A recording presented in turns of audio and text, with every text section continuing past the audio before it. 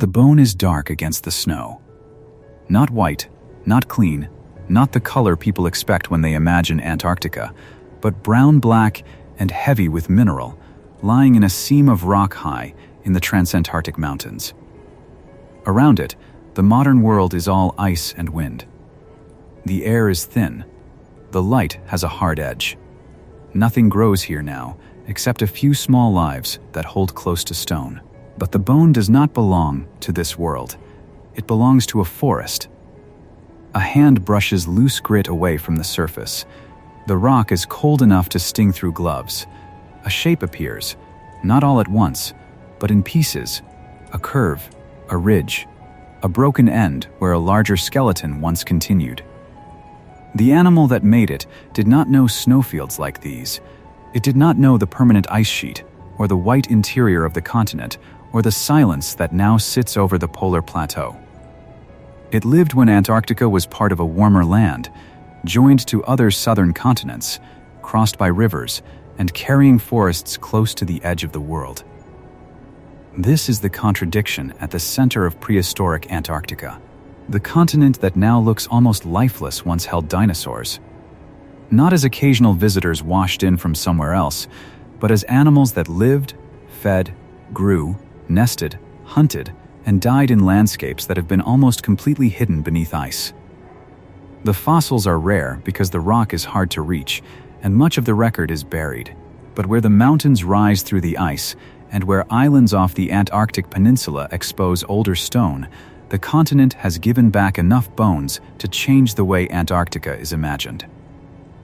The story is not simply that Antarctica was warmer. That is true, but it is not enough. A warmer Antarctica still had months of polar darkness at high latitudes. It still had strange seasons. It still sat near the bottom of the world, tilted into long summer light and long winter absence. Dinosaurs there were living with a kind of rhythm that most Mesozoic animals never faced. Their forests could be green and productive, but the sun did not behave as it did nearer the equator. At times, the forest would have grown under continuous light. At others, it would have waited in weeks or months of dimness. If these journeys into the dinosaur age are what bring you back, subscribing keeps the next Jurassical expedition close. The title sounds like an impossibility at first. Dinosaurs at the edge of the world. Antarctica feels like the place Earth keeps at a distance, a place of ice cores, research stations, katabatic winds, and mountains stripped bare by cold. But in the Mesozoic, the map was different, and the word Antarctica meant something else. It was not yet the isolated white continent we know.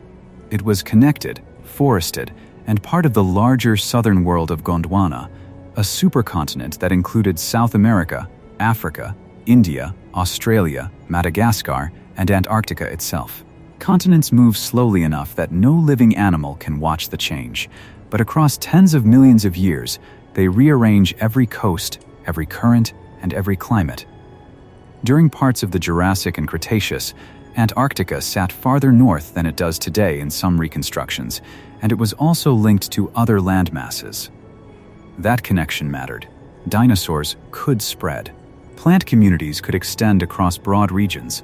Rivers and lowlands could carry the same kinds of life between places now separated by oceans.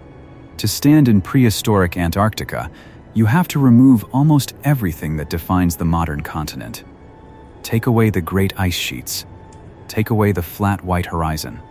Take away the emperor penguin on sea ice, the seal at the breathing hole, the blue shadows in glacier cracks. Then place mountains into a warmer sky. Put conifers on slopes and ferns along wet ground. Put rivers where ice now moves. Put insects in the air. Put dinosaur tracks in mud. The Mesozoic record of Antarctica is uneven.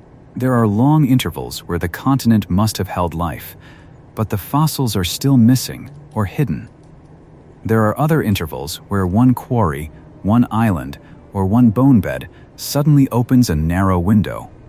The result is not a complete panorama. It is closer to a series of lit rooms in a very large dark building. Each one shows enough to make the darkness around it more interesting. One of the brightest of those rooms lies in the central Transantarctic Mountains, in rocks of the early Jurassic Hansen Formation. These are not lowland rocks beside a modern road. They are exposed in one of the most difficult fossil fields on Earth, where paleontologists work in brief Antarctic summers, surrounded by snow, rock, and aircraft schedules that can decide how much science is possible. The fossils from these beds are not abundant by ordinary standards, but they are important because of where they were found and because of the age they represent. Around 190 million years ago, in the early Jurassic, this part of Antarctica was not a frozen desert. The Hansen Formation preserves a world near volcanic highlands with sediment laid down by processes that could bury animals quickly. Ash, mud, and debris moved through the landscape. Some of it came from eruptions and volcanic slopes. Some of it moved through rivers or flood events. In the right conditions, a carcass could disappear beneath sediment before scavengers, weather, and decay erased it. The first animal most people meet from this world is Cryolophosaurus. The name means frozen crested lizard, though the animal itself did not live in a frozen world. It was a theropod, a two-legged meat-eating dinosaur, around the length of a large modern vehicle, with a skull marked by a strange crest rising across the top. The crest is often described because it is visible and memorable, but the rest of the animal matters just as much. Its legs, hips, jaws, and teeth place it among early large predators at a time when dinosaurs were still taking on the larger roles they would hold through much of the Mesozoic. Cryolophosaurus lived not long after the end Triassic extinction, in a world still being reorganized. The giant predators of the later Jurassic had not yet appeared. Tyrannosaurus was far in the future. Allosaurus was far in the future. In Antarctica, this crested hunter belonged to a period when theropod bodies were becoming larger, more specialized, and more widespread across the connected continents of the southern and northern worlds. Imagine it at the margin of a forest after rain. The ground is soft beneath conifer needles and fern fronds. A fallen trunk lies across a channel where water has recently run brown with ash. The animal steps over it without hurry. Its feet are narrow, three-toed, and strong enough to leave deep impressions if the mud is wet. The head is held forward, the tail counters the weight. The crest is not a weapon. It is too thin for that. It may have helped the animal show itself to others of its kind, a visual signal carried above the skull in a forest of green and shadow. We have to be careful with behavior. A fossil skull does not tell us exactly how an animal courted, threatened, rested, or hunted. It can show attachment points for muscles, the shape of the jaws, the size of the teeth, and the places where delicate structures once grew. It can suggest what was possible. It rarely tells us what happened on a specific morning. So Cryolophosaurus should not be turned into a monster story. It was an animal, and animals spend most of their lives not attacking, but moving, watching, resting, searching, and conserving energy. The prey in its world would not have looked like the great sauropod herds of the late Jurassic Morrison Formation. This was an earlier ecosystem. Among the animals found in the Hansen Formation is Glacialosaurus, a large, herbivorous sauropodomorph. It belonged to the broader lineage that would eventually include the great long-necked sauropods, but it was not one of the later giants. It stood in an intermediate world, with a body larger than many early dinosaurs and a head still more substantial than the tiny skulls of later sauropods. A Glacialosaurus moving through the Antarctic forest would have been a serious animal. Not invulnerable, but not delicate. Its body may have measured roughly the length of a small bus. Its teeth and jaws were suited to feeding on plants that were tougher than many modern leaves. Its gut had to process conifer foliage, seed plants, ferns, and other vegetation that grew before grasses and before the flowering plants became dominant. Every meal came from a world without fruit in the modern sense, without broad meadows, without blossoms brightening the understory. There is something useful about imagining these dinosaurs not as isolated museum skeletons, but as neighbors. The predator and the plant eater shared weather. They crossed the same volcanic ground. They heard the same rivers after melt or rain. They moved through forests built from plants now reduced to scattered descendants. A fallen glacialosaurus could feed theropods, small scavengers, insects, microbes, and the soil itself. Its bones might later be buried by a debris flow, sealed inside rock, lifted by mountain building, and found by people in a world of ice. The early Jurassic was a critical interval for dinosaurs. The extinction at the end of the Triassic had cleared many older reptile groups from land ecosystems. Dinosaurs did not instantly become the familiar giants of later ages, but they entered open ecological space and diversified. In Antarctica, the Hansen Formation shows that this process was not restricted to famous northern localities. It was happening across a connected planet, including places that now seem remote from the main stage. The rocks also preserve signs that dinosaurs were not alone. The Antarctic Jurassic world included other vertebrates, including pterosaur remains and synapsids related to the lineage that includes mammals. These are not background details. They remind us that the dinosaur age was never only dinosaurs. It was a whole arrangement of bodies and roles. Flying reptiles crossed the sky. Small furred or partly furred mammal relatives moved through the lower parts of the ecosystem. Reptiles, insects, fish, plants, fungi, and microbes built the living machinery around the animals that became famous. A pterosaur over Jurassic Antarctica is easy to lose in the shadow of Cryolophosaurus, but it changes the scene. It means the sky was occupied. A winged reptile could lift from a riverbank and travel above the forest canopy, looking down on conifers, sauropodomorphs, and volcanic slopes. It would not have been a bird. Birds were only beginning their long story in the Jurassic. This was another kind of flight, with a membrane stretched along an elongated finger, a body made light by air-filled bones, and a head shaped by a different evolutionary experiment.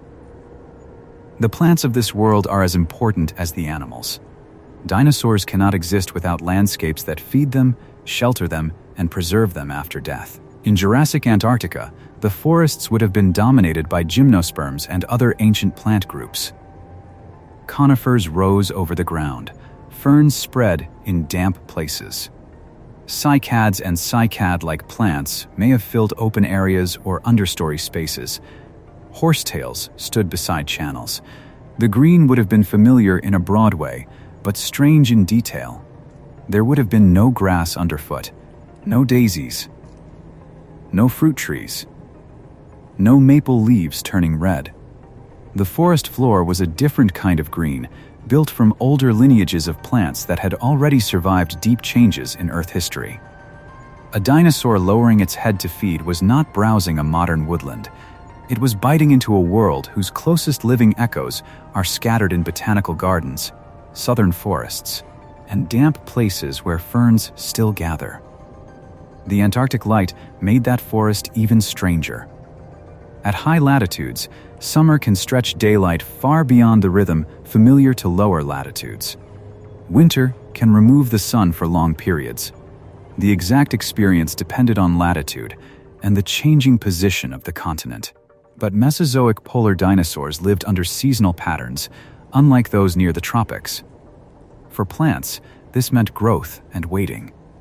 For animals, it meant movement, storing energy, changing behavior, or enduring darkness.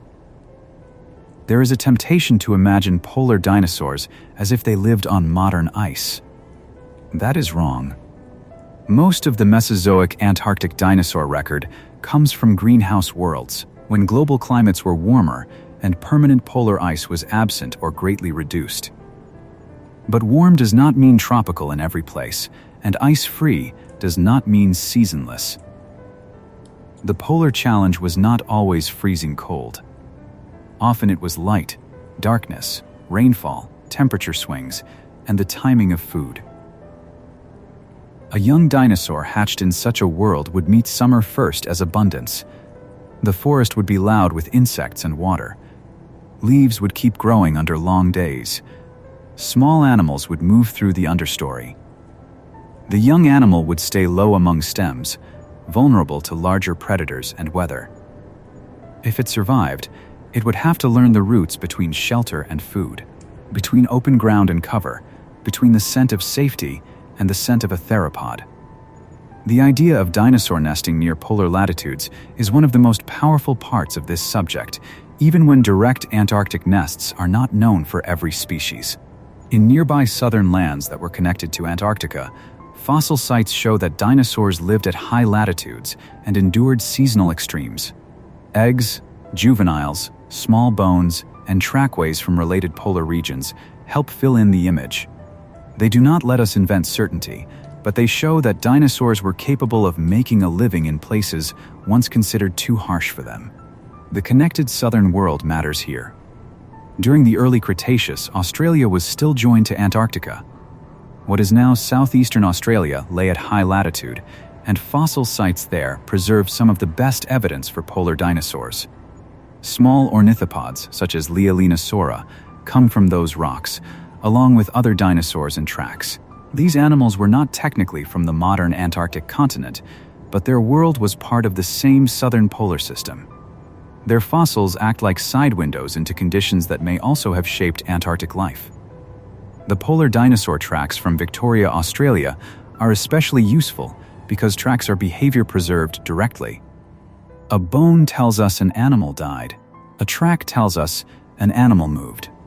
Sandstone blocks on ancient coastal exposures preserve three-toed marks left by small theropods around 105 million years ago, when Australia remained connected to Antarctica.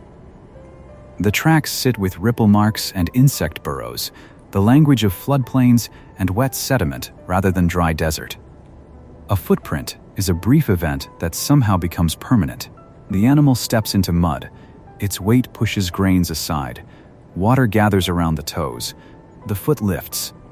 For a moment, the track is just a shallow depression on a living surface. Then, sediment fills it, protects it, and turns it into a fossil. Millions of years later, the rock breaks open near a modern coast, and the animal walks again, not in flesh, but in shape. Tracks do not tell us species names as neatly as bones sometimes can. A small three-toed print may have been made by one of several theropods. Size can suggest the general scale of the animal. Toe shape can suggest posture and movement. A series of tracks can show direction, speed, and sometimes group movement. But every trackway is still a partial sentence. The missing words are the body, the weather, the hour, and the reason the animal crossed that mud. In Antarctica itself, the story moves through long gaps.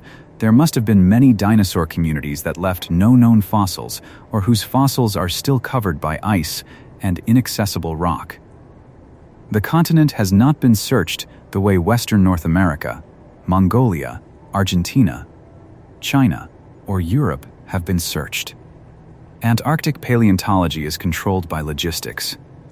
The field season is short. The weather is dangerous. A promising exposure may lie days from support. A fossil that would be difficult to excavate in a desert can become a major expedition in Antarctica. This is why every Antarctic dinosaur bone carries more weight than its size suggests. It is not only a specimen, it is proof that a world existed under conditions that are hard to reach and harder to sample.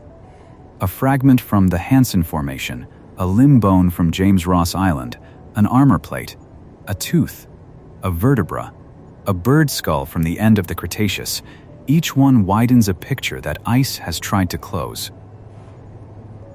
As the Jurassic continued, Antarctica remained part of Gondwana. But the supercontinent was changing. Rifts opened. Seas shifted. Continents that had once formed continuous routes began to separate. These movements were slow, but their biological consequences were large. Populations that had once exchanged genes across broad land connections became separated. Coastlines changed the paths of animals and plants. Mountains and basins altered rainfall. Ocean currents began to reorganize around the southern world.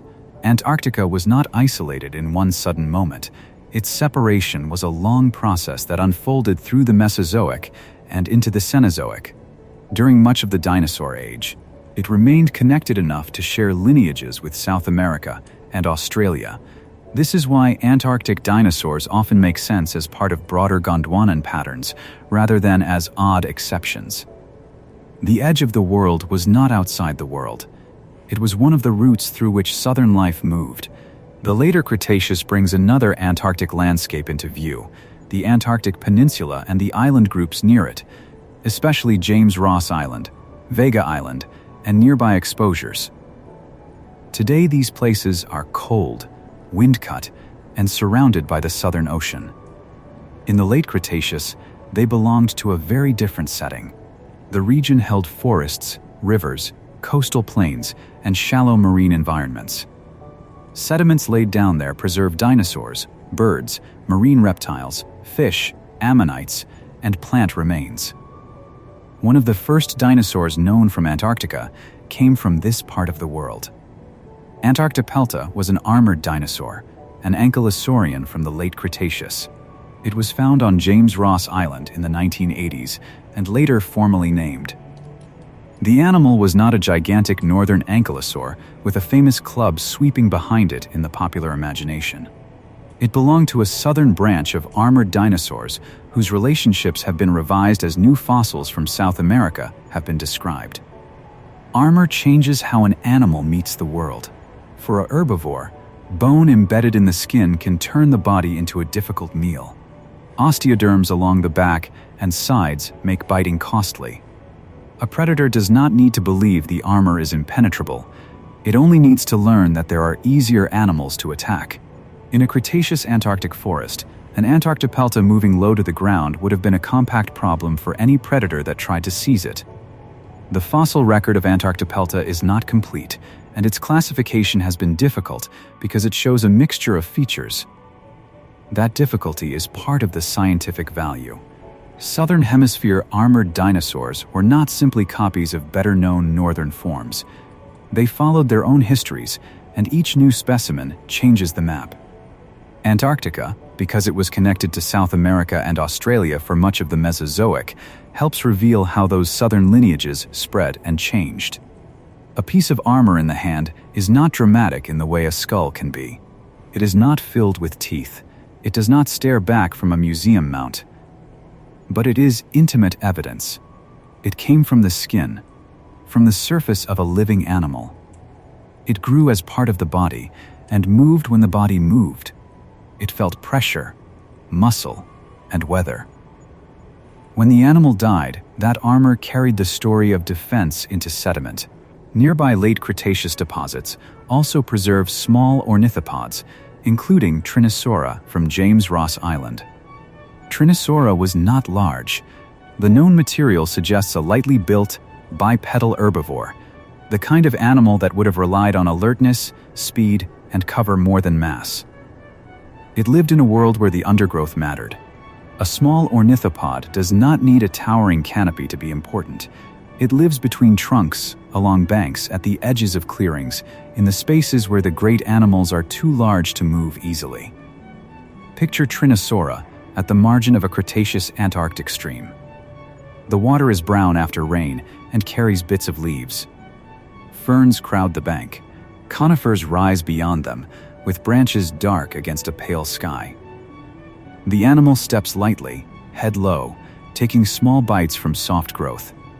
It stops often. Its tail holds balance. A sound from the forest makes it lift its head. Then, it moves again, not in panic, just in the ordinary caution of a small herbivore. Small dinosaurs are easy to overlook because skeleton halls are usually built around giants. But small animals carry much of an ecosystem. They turn plants into movement. They feed predators. They scatter seeds, disturb soil, and leave tracks that cross surfaces too delicate to hold the weight of a giant.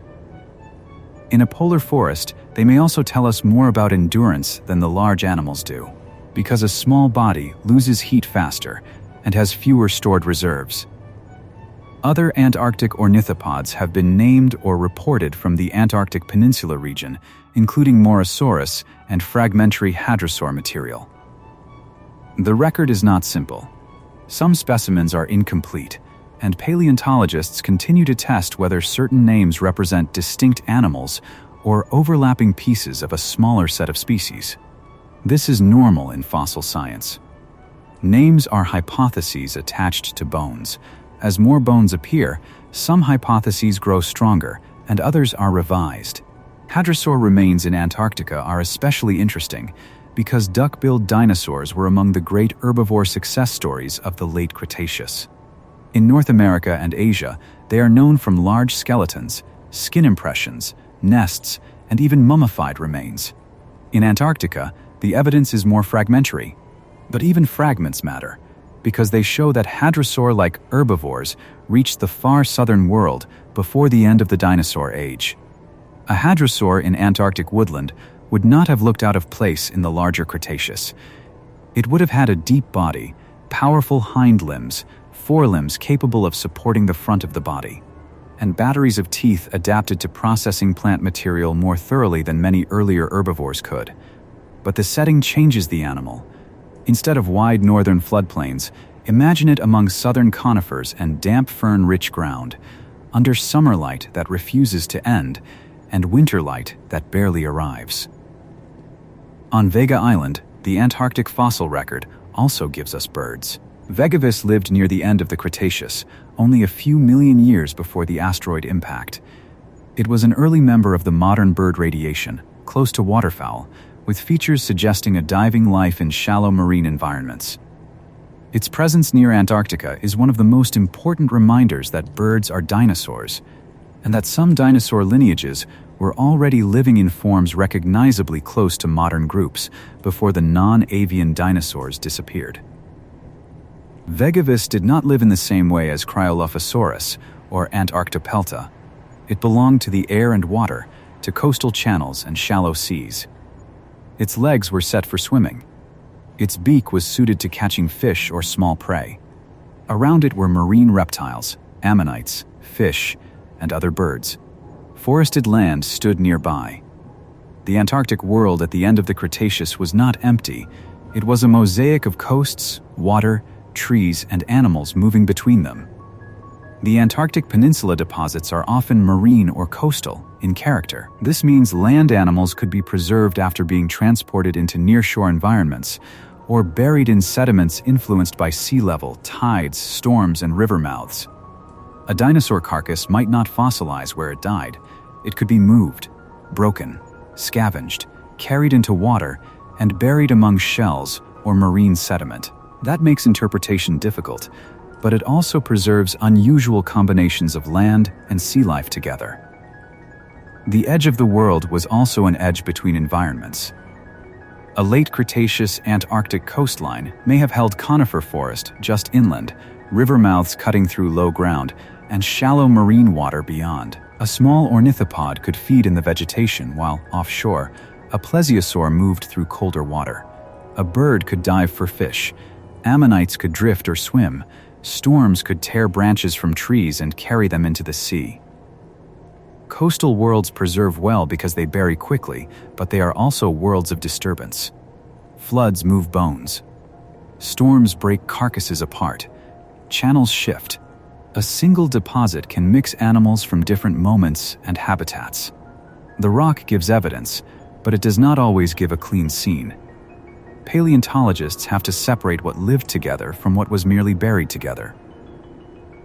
Still, enough remains to show that Antarctica was never outside the dinosaur age. It was part of it from early in the Jurassic to the end of the Cretaceous. Its dinosaurs were not all giants, not all predators, not all strange exceptions. They included herbivores, armored forms, small runners, large theropods, and birds. They belonged to forests, floodplains, volcanic highlands, river valleys, and coasts. What makes Antarctic dinosaurs different is not that they were unnatural. It is that their world asks a different set of questions. How does a forest function close to the pole? How do animals respond when the sun disappears for long stretches? Do herbivores migrate away, or remain and feed on stored resources, evergreen foliage, bark, seeds, roots, or whatever the season leaves behind? Do predators follow prey, or wait in territories where some food remains? How do juveniles survive? There is no single answer for all of Antarctica or all of the Mesozoic. The continent changed too much, and the fossil record is too incomplete. Some animals may have migrated seasonally when roots and body sizes allowed. Others may have stayed. Small animals, especially, may not have been capable of long migrations across difficult landscapes. If they endured winter darkness, they did so through physiology, behavior, shelter, and food choices that fossils only partly reveal. Warm-bloodedness, feathers, growth rates, and metabolism are often discussed in relation to polar dinosaurs, but each must be handled with care. Many theropods had feathers or feather-like coverings, and birds inherited that body plan. Some ornithischians may have had filamentous coverings, though the evidence varies by group. Dinosaurs grew in ways that suggest active metabolisms, but not every species functioned identically. A polar dinosaur was not simply a reptile in the old cold-blooded stereotype, nor was it necessarily a mammal in dinosaur form.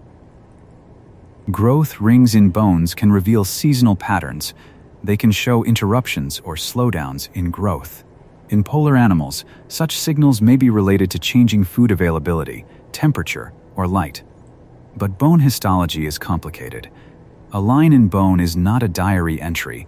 It must be compared with other specimens, other ages, other species, and the local environment. The best science here is cautious because the questions are large and the samples are limited. Polar darkness did not mean total ecological shutdown. Modern high-latitude ecosystems show that life can organize around strong seasonality. Plants can store energy and resume growth quickly. Animals can shift diet, reduce activity, migrate, burrow, gather in sheltered areas, or exploit resources that remain available. Mesozoic Antarctica was warmer and more forested than today, but the principle remains: seasonal stress shapes behavior without necessarily preventing abundance. A Cretaceous conifer forest near the South Pole may have spent months in darkness, yet evidence from ancient soils, roots, pollen, and spores shows that forests could grow at very high southern latitudes. The mid-Cretaceous world was so warm that temperate rainforest existed near the pole. Such forests would have been unlike modern tropical rainforests because they endured long, dark seasons. Their productivity came in pulses, storing summer light in wood, roots, leaves, seeds, and soil. Imagine the forest after the sun has gone. Not frozen into death, not destroyed, but waiting. The trunks stand dark. Ferns lie damp against the ground. Water moves under cloud. A small dinosaur steps through the understory, guided by smell and memory more than sight. Somewhere nearby, another animal shifts. The forest is not silent. It is simply living by a different clock. During the mid-Cretaceous, Antarctica was part of one of the warmest intervals of the last 140 million years. Sea levels were high. Carbon dioxide levels were elevated. The poles lacked great ice sheets. In West Antarctica, drill cores have revealed ancient forest soil from around 90 million years ago, with roots preserved so well that researchers could study the structure of the ancient ground. Pollen and spores show a plant community able to live close to the South Pole. That image should be allowed to remain strange. A rainforest within hundreds of kilometers of the pole. 4 months of polar night. No ice sheet on the scale of the modern Antarctic interior. Trees growing where, today, humans need ships, aircraft, insulated clothing, and laboratories just to work for a season. The Mesozoic was not a fantasy world. It was Earth under different atmospheric, oceanic, and geographic conditions. Dinosaurs were part of those conditions. Even where dinosaur fossils are not found in the same core as the forest soil, the larger Antarctic record and related southern deposits show that dinosaurs lived in comparable polar environments. The forest gives the setting. The bones give the animals. Together, they tell us that the dinosaur age extended into places where summer and winter were not just warm and cool, but bright and dark. Plants control animal possibilities. A herbivore cannot remain where there is no food. A predator cannot remain where herbivores vanish completely. The presence of polar forests means there were food webs capable of supporting vertebrates. The exact composition changed by time and place, but the general truth is clear. Antarctica during parts of the Mesozoic was productive enough for dinosaur communities. The absence of modern ice also changed erosion and preservation. Rivers cut valleys, floodplains received sediment, lakes and coastal basins collected plant material. Volcanic ash could fall across forests and later help date deposits. A bone lying on the ground could be buried by ordinary geological processes rather than ground away beneath kilometers of ice. Much of that record is now inaccessible, but it once formed in landscapes where preservation was possible. Then, the Cenozoic changed everything. After the non-avian dinosaurs vanished, Antarctica continued moving toward isolation. Ocean gateways opened, circumpolar currents strengthened, global climates cooled, ice began to build, and eventually the continent became the frozen mass we know. Glaciers scraped, buried, and concealed older rocks. They did not erase every fossil, but they made the archive difficult to read. This is one reason Antarctic paleontology feels different from work in many other dinosaur regions. In the Badlands of Montana or the deserts of Patagonia, the rock can stretch in exposed bands for kilometers. In Antarctica, the rock often appears as isolated windows through ice. The fossil hunter does not wander endlessly over warm hills. They land by aircraft, establish camp, work in cold and wind, and race the season. Every exposed ridge is a chance, but also a limit. The modern landscape can mislead the imagination. It makes the past seem more impossible than it was. But Antarctica did not begin as an ice continent. It became one. Under the ice is a tectonic history, a forest history, a river history, and a dinosaur history. The white surface is only the latest chapter, written over older pages. Return to the early Jurassic quarry for a moment.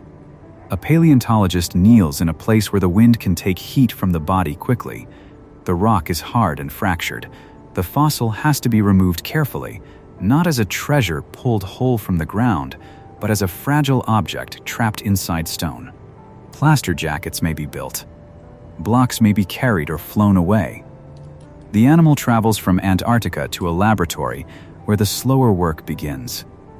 Preparation can take years. Rock is removed grain by grain. Broken pieces are stabilized. Measurements are taken. Comparisons are made with skeletons from other continents. A ridge on a bone may shift an evolutionary relationship. A tooth socket may show how the jaw worked. The angle of a femur can speak to posture and movement. The fossil does not give its meaning at once. It has to be listened to through anatomy. Cryolophosaurus became famous partly because of its crest, and partly because it was found in Antarctica. But its scientific value is deeper than the image. It helps show that early large theropods were widespread in the early Jurassic, and that their evolution was not confined to one region. It also reminds us that the first chapters of dinosaur dominance were global. By the time the classic giants of the late Jurassic appeared, dinosaurs had already spread through a world with very different maps. Glacialosaurus carries another part of that message. Basal sauropodomorphs were among the important herbivores of the early Jurassic. Some were still relatively close to earlier body plans. Others were moving toward the column-limbed, long-necked forms that would later dominate many landscapes. Finding such an animal in Antarctica helps connect southern continents into a shared evolutionary picture. It tells us that the roots of sauropod success reached far into Gondwana. There is a quiet difference between an animal that is famous and an animal that is useful. Fossils from Antarctica are often both, but the usefulness matters most. A partial skeleton may not make a dramatic mount, but it can answer questions about distribution, climate tolerance, body size, and evolutionary timing. A small bone from a remote locality can change the shape of a map more than a complete skeleton from a place already full of specimens. The map is one of the main characters in this story. During the Jurassic, Antarctica was not a dead end. It was a passage and a homeland. Animals could move through connected landmasses in ways that now seem impossible because the modern oceans have hidden the roots.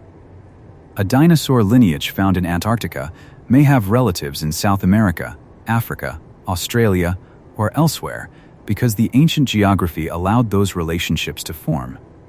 As Gondwana broke apart, the roots narrowed. South America and Antarctica remained connected through changing southern land regions longer than many northern readers might expect. Australia stayed attached to Antarctica well into the Cretaceous.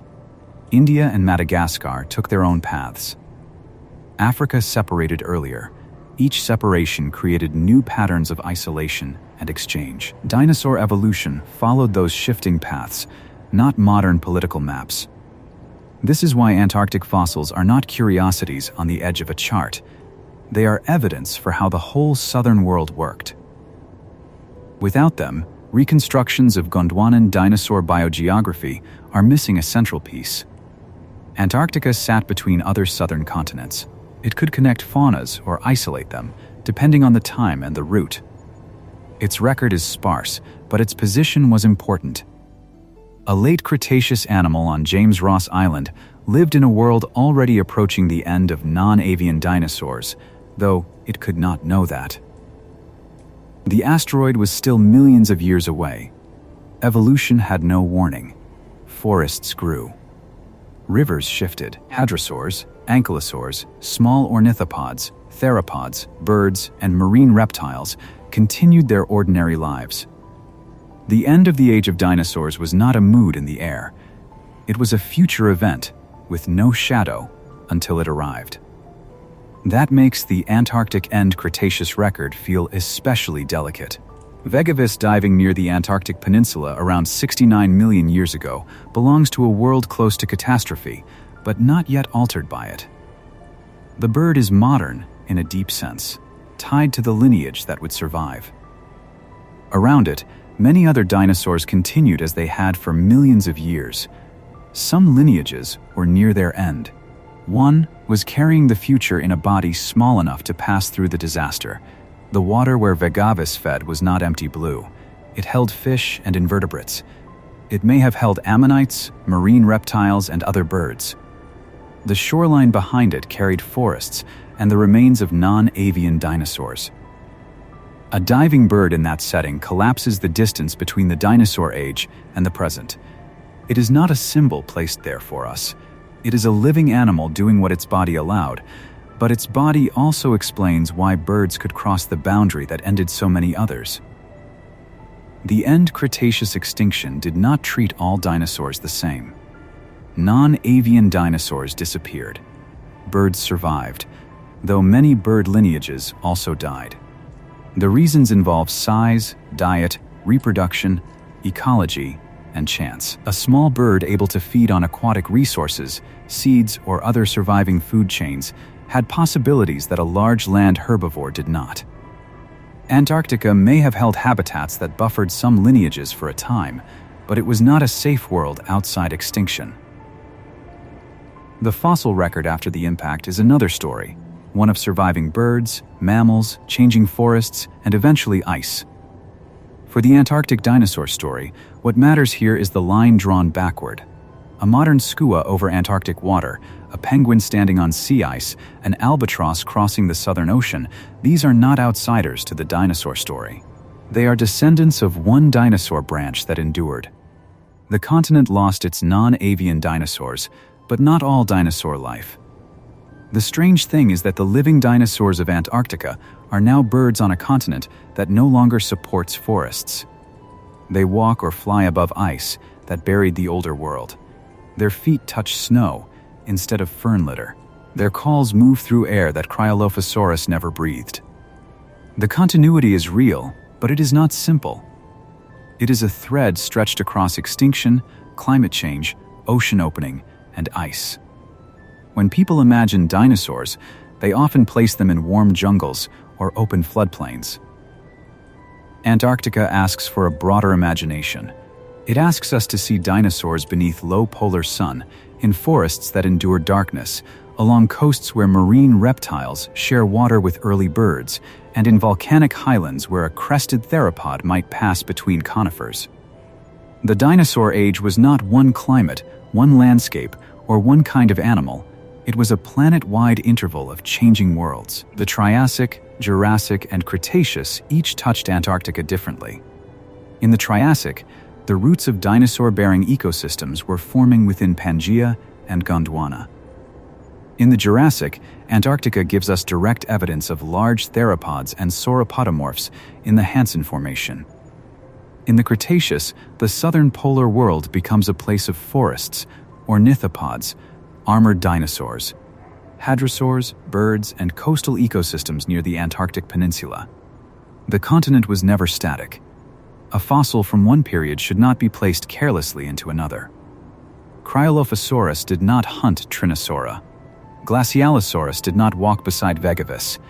These animals were separated by tens of millions of years, more time than separates humans from the last non-avian dinosaurs. Antarctica was not one lost world, but many. Each had its own climate, plants, coastlines, and animals. The same continent held different versions of the dinosaur age. This matters because popular dinosaur storytelling often compresses deep time until everything seems simultaneous. A Jurassic predator, a Cretaceous hadrosaur, and an end Cretaceous bird can feel like neighbors in imagination. They were not. The Antarctic record is powerful partly because it forces the timeline open. It stretches from early dinosaur radiation to the final few million years before impact, with long hidden intervals in between. Think of Antarctica as a book with many missing chapters.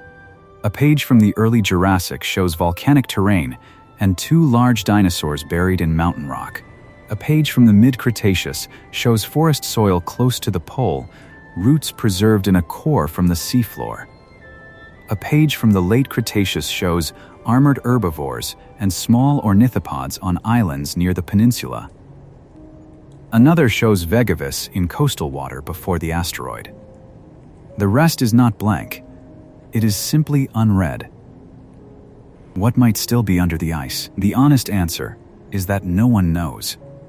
There may be dinosaur-bearing formations hidden beneath glaciers, entire basins that have never been sampled, fossils sealed in rock that will remain inaccessible for centuries.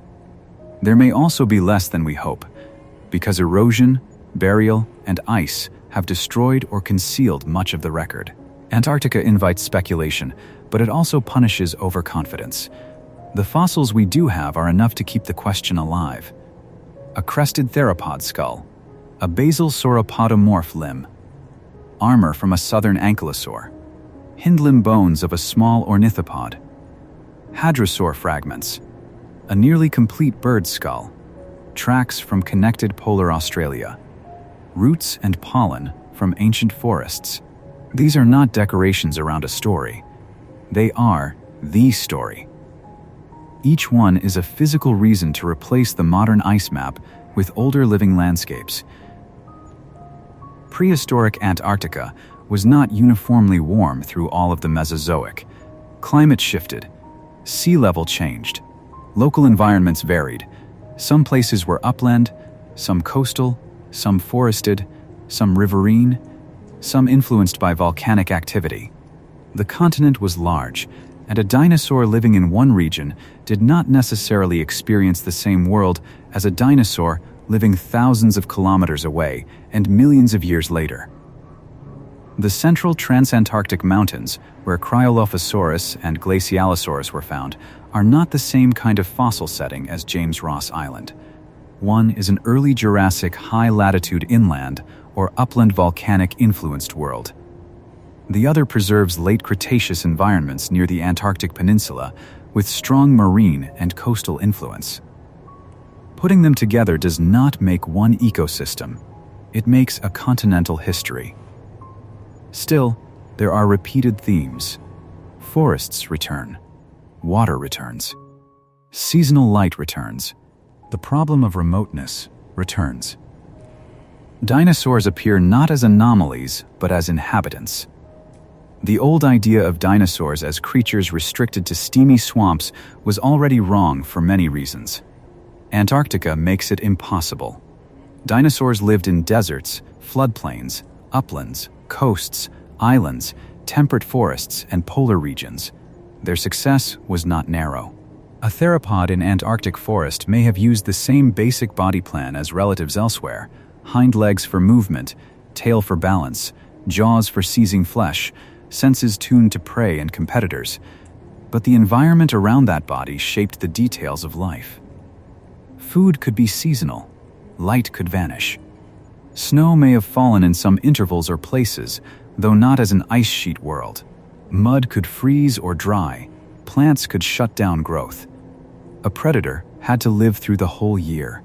Not only the scenes fossil documentaries prefer. Hunger is often more important than violence. A predator that fails to find food for too long dies without drama. A herbivore that enters winter in poor condition may not survive until spring growth returns. A juvenile that hatches too late may be too small when the season changes. The polar dinosaur story is not only about spectacular animals in spectacular places, it is about timing. This is where the seasonal forest becomes a clock. Leaves grow, spores release, cones mature, rivers rise, insects hatch, juveniles emerge, predators follow scent and movement. Then the year turns. Growth slows, light weakens. The same paths through the forest become darker. Animals that migrate may begin to move. Animals that remain must change their patterns. In bone, track, toothwear, and sediment, paleontologists search for traces of those cycles. Some polar dinosaurs may have had large eyes or sensory adaptations, though the evidence varies and should not be generalized too widely. In Australian polar ornithopods, skull material has been used in discussions of vision and life under low light, but interpretations have changed as specimens are re-examined. This is how paleontology works. A claim that sounds clear in one decade can become more complicated in the next when new material or methods appear. Even without certainty about eye size, the behavioral problem remains. Animals in polar regions must navigate low light conditions. They may rely more on smell, hearing, memory, and social cues. A herd or small group can help individuals detect danger. A familiar route can reduce risk. Shelter can matter more than speed. The fossil record gives us bones, but the living animal had a full sensory world. In the dark season, the forest would not vanish. It would become harder to read. Shapes would soften. Water would sound louder. The smell of damp wood, leaf litter, and animal bodies would matter more. A small ornithopod might pause under conifer branches, while a theropod passes somewhere beyond sight. Neither animal is symbolic. Both are simply trying to get through the night. The Cretaceous Antarctic flora gives another layer to the story. Conifers such as podocarps and Araucarian relatives likely formed major parts of polar forests. Ginkgo-like trees may have appeared. Ferns and cycads filled understories. Later in the Cretaceous, flowering plants became more common globally, though their presence and abundance varied by region. The rise of angiosperms changed many ecosystems, creating new foods, new insect relationships, and new patterns of herbivory. In the early Jurassic world of Cryolophosaurus and Glacialosaurus, flowering plants were not a major part of the landscape. In the Cretaceous, they were increasingly important in many regions, though polar forests still retained strong gymnosperm components. This plant transition matters because herbivorous dinosaurs were feeding on changing menus. Teeth, jaws, guts, and body sizes all interacted with what plants were available. A hadrosaur tooth battery is a different solution from the simpler teeth of a sauropodomorph. An ankylosaur's low browsing is different from an ornithopod clipping vegetation quickly near the ground. A sauropodomorph reaching higher into conifers meets another layer of the forest. Antarctic dinosaurs were not all eating the same plants in the same way. Even in a sparse fossil record, the variety of bodies suggests a variety of feeding strategies. We should not overfill the blank spaces. It is easy to imagine herds of Antarctic dinosaurs migrating beneath auroras, or nesting colonies beside polar rivers, or predators wading through months of darkness. Some of these scenes are plausible in broad outline. Some may be wrong. The best reconstruction stays close to evidence and then lets possibility remain possibility. The wonder is not weakened by caution. It is strengthened by it. One known bone can be more interesting than 10 invented scenes. The crest of Cryolophosaurus is real. The armor of Antarctopelta is real. The Trinosaurus skeleton, incomplete but diagnostic, is real. Vegavis has a fossil skull that can be studied in detail. The ancient forest soil near the pole is real. The trackways in connected polar Australia are real. These things do not need exaggeration. They are already enough. Antarctica holds the dinosaur age in fragments, but the fragments are astonishing. They show a continent that was not a blank southern margin, but a place where evolution worked under unusual skies. Dinosaurs there did not wait at the edge of a map. They occupied that edge. They made it ordinary by living there. The title, Prehistoric Antarctica, can sound like one subject. In truth, it is a meeting of two scales. One is the scale of the continent, moving through latitude, connection, isolation, greenhouse warmth, and later ice. The other is the scale of the individual animal, a foot pressing into mud, a tooth-cutting plant tissue, a skull crest catching light, a bird diving after fish. Paleontology becomes powerful when those scales touch. A continent is too large to feel. A fossil is small enough to hold. Through the fossil, the continent becomes imaginable. Through the continent, the fossil gains its setting. A Cryolophosaurus bone without Antarctica is a theropod specimen. In Antarctica, it becomes proof that large predators lived in forests where the modern mind expects ice. A forest core without dinosaurs is climate evidence. Beside dinosaur bones, it becomes habitat. The fieldwork itself becomes part of the story, though not because it should overshadow the animals. Antarctic fossils are found by people willing to work where ordinary paleontological comfort disappears. Tents, helicopters, snowmobiles, rock saws, plaster, fuel, radios, weather windows, and frozen hands all become part of the path between animal and knowledge. The dinosaur died in the Jurassic or Cretaceous. The discovery happens in a logistical present. Science does not recover prehistoric Antarctica by imagination alone. It uses stratigraphy, radiometric dating where possible, sedimentology, anatomy, CT scanning, microscopy, comparisons with related animals, and models of ancient climate and geography. The cinematic image comes last, after the evidence. When done well, the image does not replace the evidence. It helps the evidence breathe. Consider the Hansen Formation again as rock. It contains volcanic material and sediments that speak of an active landscape. The dinosaurs preserved there were not lying in a quiet museum-like scene. They were part of a terrain shaped by eruptions, ash, slopes, and moving water. A carcass could be buried by forces that were dangerous in life, but generous in preservation. Geological violence sometimes becomes paleontological kindness. A debris flow does not care what it buries. It can take trees, mud, stones, and the body of a dinosaur in the same movement. To the living forest, it is destruction. To the fossil record, it is protection. Bones that might have been scattered by scavengers or weather can be sealed quickly, held in place, and carried forward through time. This is why so much of deep time depends on accidents. Most animals never fossilize. Most fossils never surface. Most surfaced fossils are never found. Antarctica adds another barrier. Most of its older rocks are hidden or unreachable. The dinosaurs we know from the continent are not a complete census. They are survivors of survival, selected first by life, then by death, then by geology, then by discovery. That knowledge should make the fossils feel less like isolated facts and more like gifts. Not gifts in a sentimental sense, but in the plain sense of rarity. A dark bone in a cold mountain is a message that passed through too many filters to be treated casually. The Antarctic story also corrects a common misunderstanding about ancient climate. People sometimes hear that Antarctica had forests and assume the entire planet was uniformly hot. It was warmer, but not uniform. Latitudes still mattered. Seasons still existed.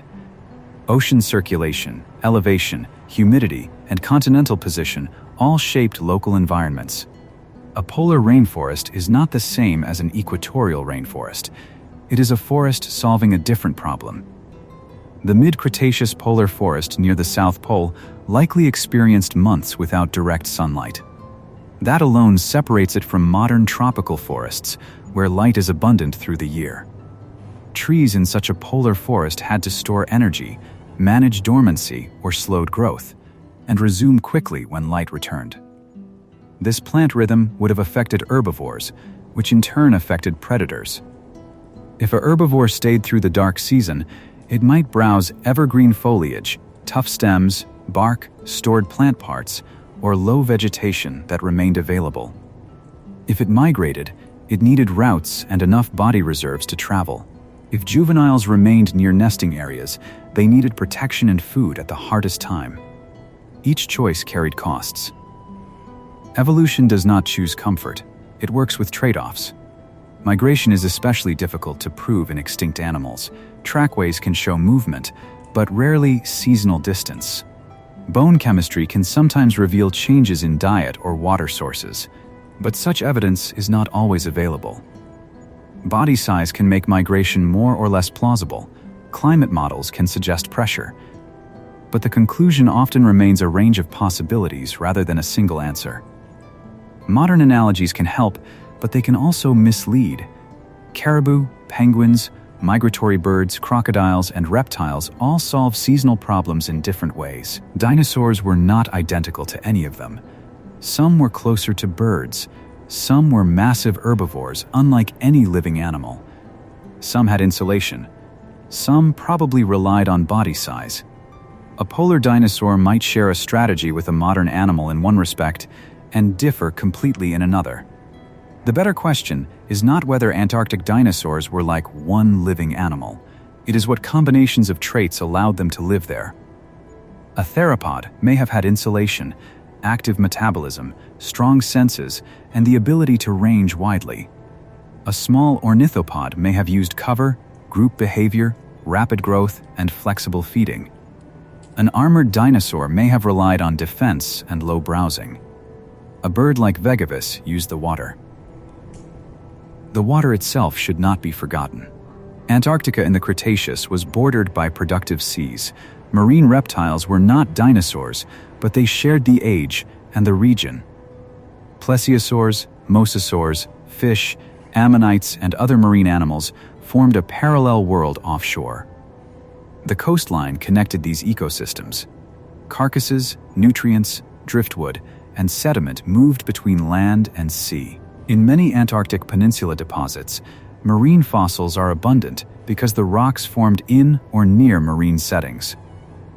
This can make the dinosaur record seem like it appears inside an oceanic archive. Bones of land animals may lie with shells or marine vertebrates, not because they lived in the same exact habitat, but because rivers, shorelines, and storms brought their remains into shared sediment. A dinosaur dying near a river might begin a journey after death. The body bloats. It is scavenged. It comes apart. A limb washes downstream. A vertebra enters a channel. A storm carries fragments into coastal water. Sediment settles. Shells accumulate nearby. Millions of years later, a paleontologist finds land and sea in one rock face. The fossil is not lying. It is telling a complicated truth. Complicated truth is the proper tone for Antarctica. The continent resists simple pictures. It was green, but not always the same green. It was warm, but not free of seasonality. It had dinosaurs, but the record is sparse. It connected continents, then became isolated. It preserved fossils, then buried much of its own archive beneath ice. The more we learn, the less Antarctica seems like a blank ending to the map. It becomes central to several questions: how dinosaurs spread across Gondwana, how polar ecosystems functioned during greenhouse climates, how birds were diversifying before the end Cretaceous extinction, and how modern ice can hide ancient warmth. Dinosaurs at the edge of the world are not a novelty. They are a test of how wide the dinosaur story really was. A world with dinosaurs in Antarctica is a larger world than the one most people first imagine. It means the Mesozoic reached into long shadows and strange summers. It means forests grew where we now measure ice thickness. It means the animals of the dinosaur age were more adaptable, more widespread, and more varied than the old pictures allowed. The old pictures mattered in their time. Early dinosaur art often placed animals in swampy, low, sluggish settings. Later art made them active, social, feathered, colorful, and ecologically diverse. Antarctica pushes that revision further. It says that dinosaur life cannot be contained in the usual scenery. A dinosaur can stand beneath polar light. A dinosaur can move through a forest that waits through darkness. A dinosaur can die on a continent that will one day become almost unreachable to the people who study it. There is a quiet humility in that. The world we inherit is not the world as it has always been. Ice can replace forest. Ocean can split land. Mountains can lift old riverbeds into cold air. A bone can outlast the climate that made it possible. The name Antarctica comes from geography, from its opposition to the Arctic, but its prehistoric identity is not merely opposite anything. It is its own record. The central Transantarctic Mountains tell one story. The Antarctic Peninsula tells another. West Antarctic forest soil tells another. Connected Australia adds another by showing how polar dinosaurs lived in a nearby part of the same southern system. Together, they make a continent of evidence. That evidence has limits. There are only a handful of named non-avian dinosaurs from Antarctica compared with the rich lists known from some other continents. Many specimens are incomplete. Some identifications remain debated. New discoveries can revise old maps quickly. Any responsible reconstruction has to leave room for change. But incompleteness does not mean insignificance. In paleontology, a sparse record can still be decisive if it comes from the right place and time. Antarctica is one of those places. Its fossils answer questions that cannot be answered from North America or Asia alone. They show how dinosaurs lived at southern high latitudes and how Gondwanan ecosystems connected across regions now separated by oceans. Cryolophosaurus is not important only because it is Antarctic. It is important because it is an early Jurassic theropod from a poorly sampled continent. Glacialosaurus is not important only because its name evokes ice. It is important because it helps clarify sauropodomorph distribution and evolution. Antarctopelta is not important only because it was the first Antarctic dinosaur found. It is important because southern armored dinosaurs had their own evolutionary history. Vigavus is not important only because it lived near Antarctica. It is important because it bears on the early history of modern birds. A good dinosaur story makes room for names without letting names become the whole story. Names are handles. The living animals were more than labels.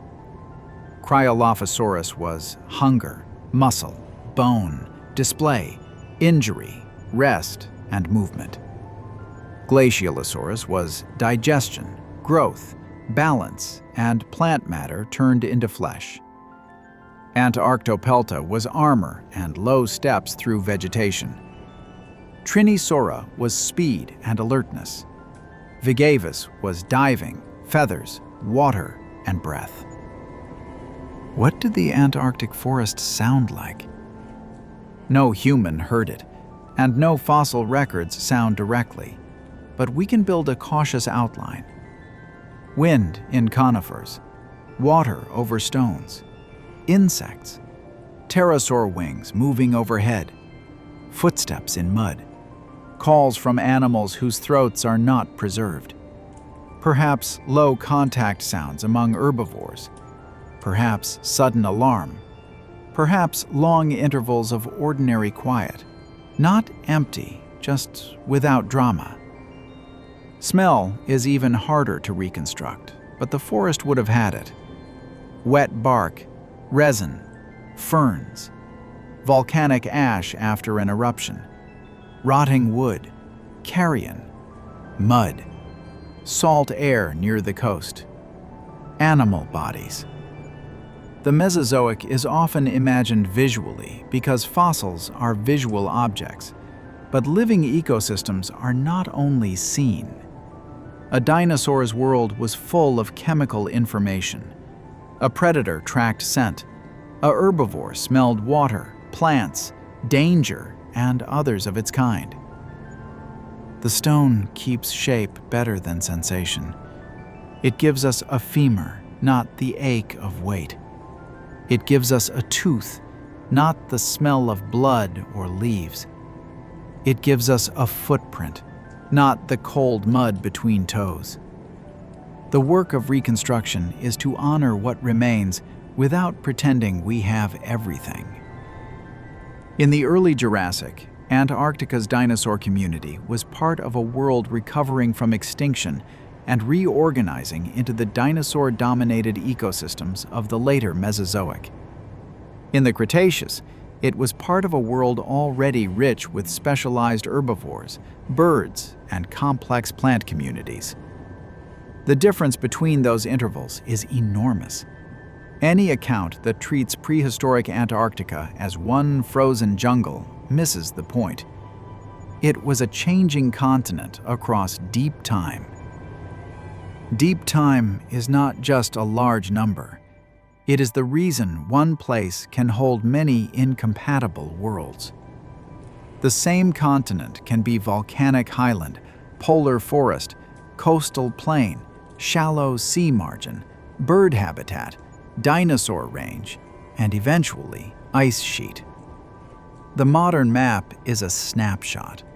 The fossil record is a set of older exposures from a moving film. This moving film begins before dinosaurs and continues after them. But the Mesozoic frames are especially striking because they contradict the modern surface so strongly. A person standing at an Antarctic fossil site today may see almost no life. The rock under their boots may preserve a time when life was layered, green, and noisy. The distance between those two realities is the distance geology asks us to accept. The ice is not a lie. It is real, recent in geological terms, and powerful. It has shaped the continent for millions of years. It has carved landscapes, trapped air, altered sea level, and affected the whole planet. But it is not the whole identity of Antarctica. Beneath it and around its exposed margins are older continents with older climates. The dinosaur bones come from those buried identities. In this sense, every Antarctic dinosaur fossil is also a climate fossil. It does not merely tell us that an animal lived. It tells us that the environment could support that animal. A large theropod implies prey. A large herbivore implies abundant plants. An ornithopod implies ground-level vegetation and enough cover or distance from predators. A bird adapted to diving implies productive water. The animal is evidence for the system. Climate models and fossil evidence must be compared, rather than forced to agree. If a model predicts conditions too cold for a forest where a forest soil is found, the model needs adjustment. If plant fossils suggest warmth, but oxygen isotopies suggest a different local pattern, scientists examine the context. Antarctica is valuable because it tests reconstructions of greenhouse Earth under conditions very different from the present. For anyone drawn first to dinosaurs, this may seem like a detour into climate science. It is not. Dinosaur life was climate life.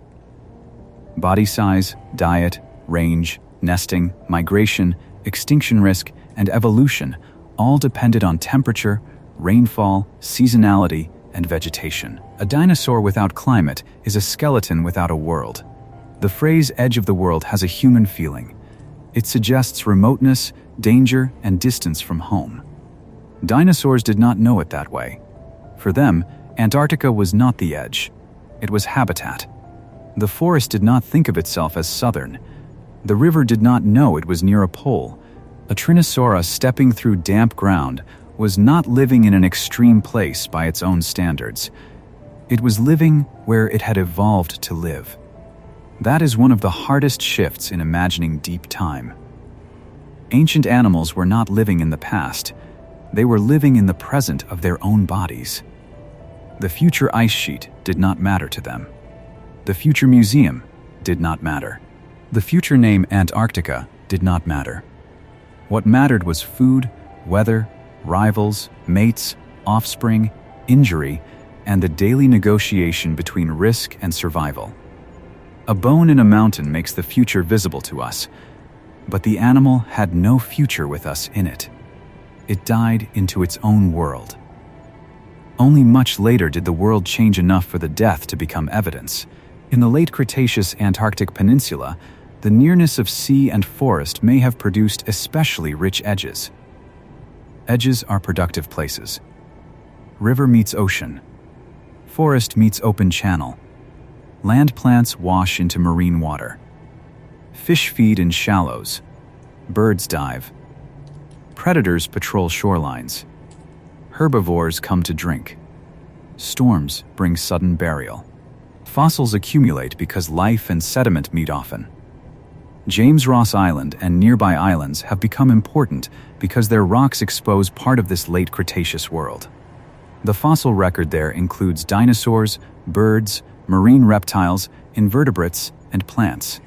It is one of the rare places where Antarctica's end Mesozoic ecosystems can be studied directly. The islands are still difficult, but they are windows. A window is not the whole house. We should look through it carefully. The animals found there may not represent every Antarctic habitat. They may overrepresent coastal and marine-influenced environments. Upland-inland dinosaurs may be missing. Small, fragile animals may be underrepresented. Large bones may be easier to notice. The fossil record has biases, and Antarctica has stronger biases than most places. Still, bias can be understood. If paleontologists know a deposit formed near shore, they interpret it accordingly. If bones show abrasion, transport is considered. If a skeleton is articulated, it may have moved less. If marine fossils surround a land animal, the burial environment is evaluated. The goal is not to remove uncertainty entirely, but to place it honestly. Honesty makes the ancient world more solid. Instead of saying every Antarctic dinosaur lived in one lush polar jungle, we can say that several Mesozoic Antarctic ecosystems are known from different times and settings, and each reveals a continent far more biologically active than the modern ice suggests. That is a quieter claim, but it is stronger. The strongest claims in paleontology often feel simple. Antarctica had dinosaurs. Antarctica had forests near the pole. Antarctica had birds close to the origin of modern bird lineages before the end Cretaceous impact. Antarctica helped connect southern dinosaur faunas. Each statement is plain. Each one changes the world. The animals themselves do not need to be made larger than life. Cryolophosaurus was large enough. Glacialosaurus was large enough. Antarctopelta's armor was interesting enough. Tyrannosaurus' smallness was important enough. Vegavis diving in Cretaceous water is already remarkable. A restrained voice fits them better than constant astonishment, because the evidence is not fragile.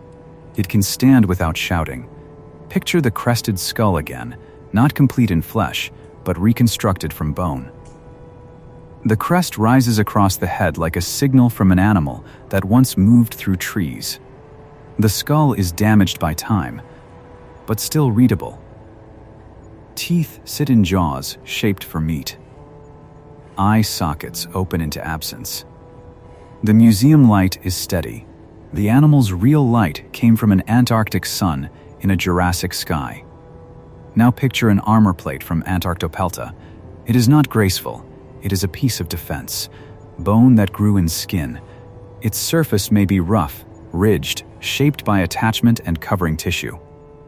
It does not show the animal's face, but it shows how the animal expected the world to be. A world with predators. A world where being difficult to bite could be the difference between living and becoming a carcass. Picture a small ornithopod limb bone. Light, strong, built for movement.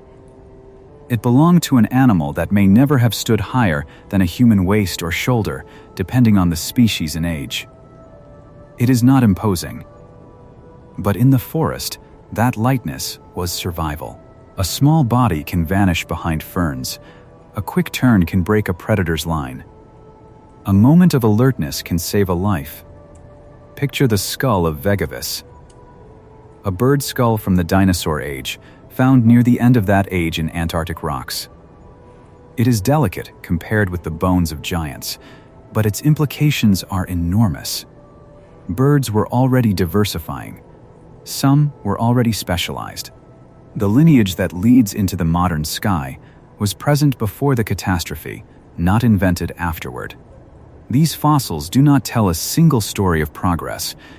Evolution was not aiming at birds, or mammals, or humans, or ice cores, or research stations. It produced forms that worked in their moment. Some vanished. Some left descendants.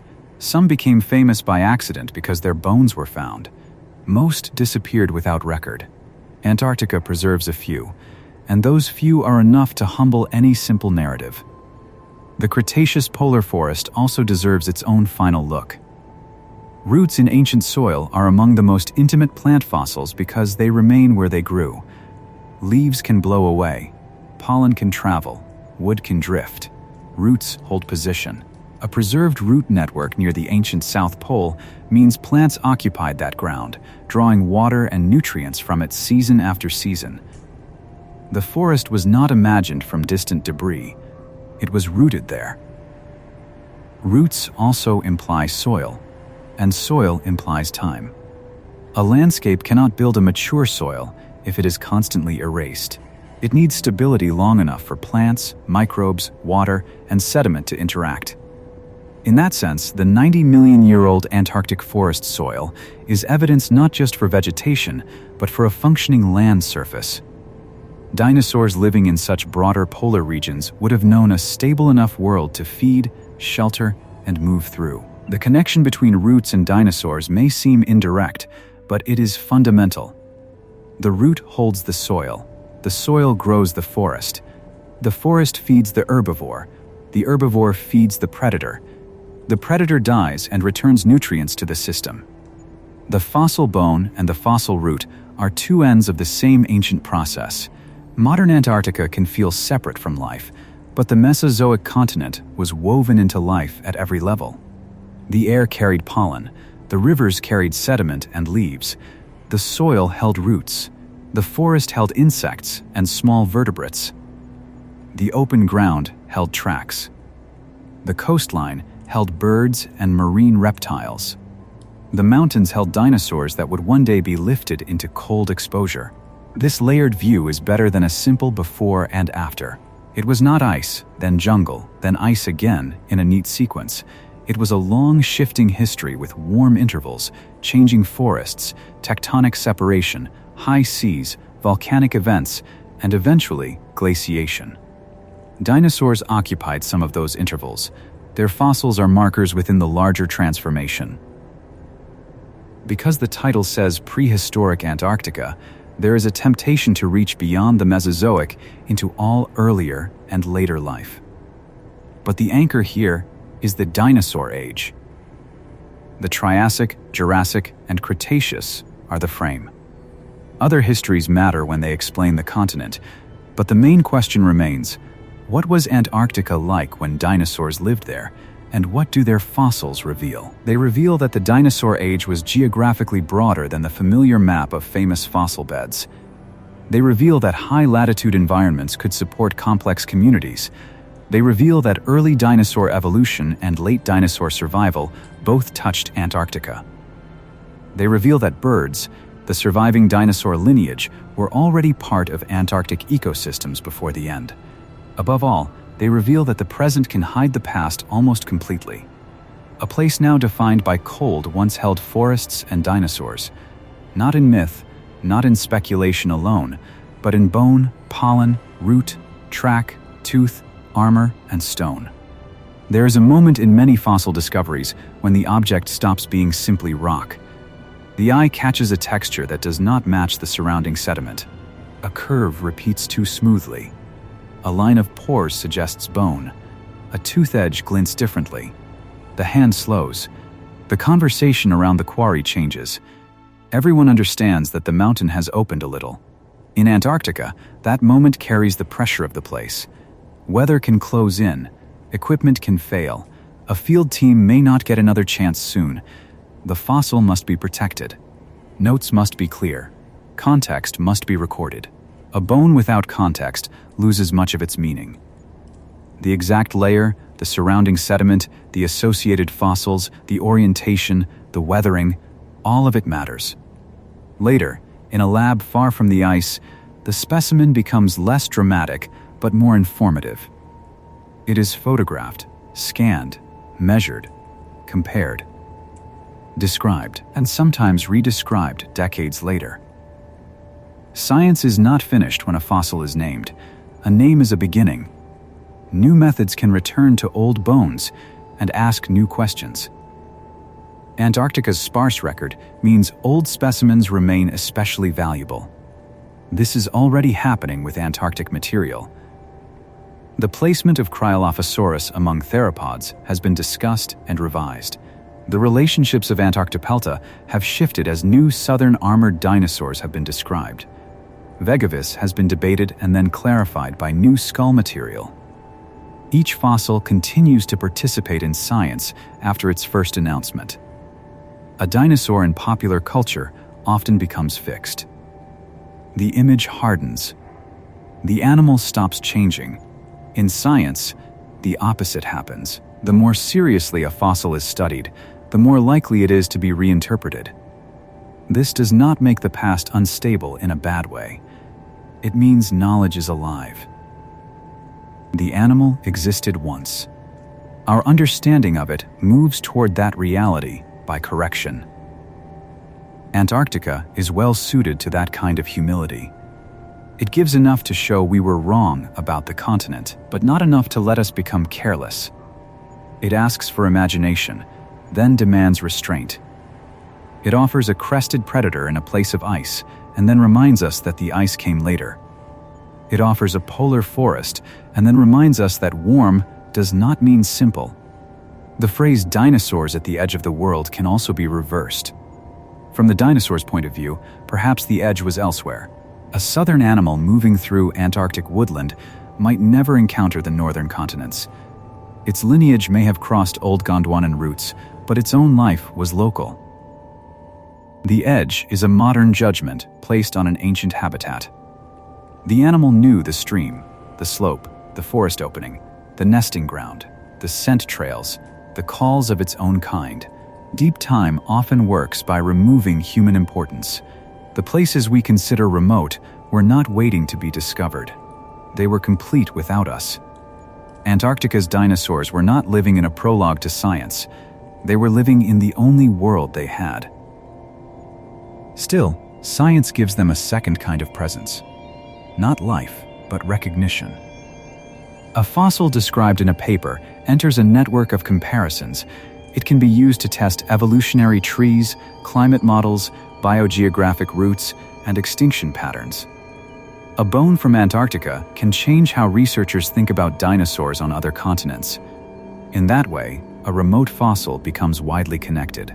The discovery of early Jurassic dinosaurs in the Hansen Formation, for example, supports the idea that dinosaur faunas had broad distributions when land connections allowed movement.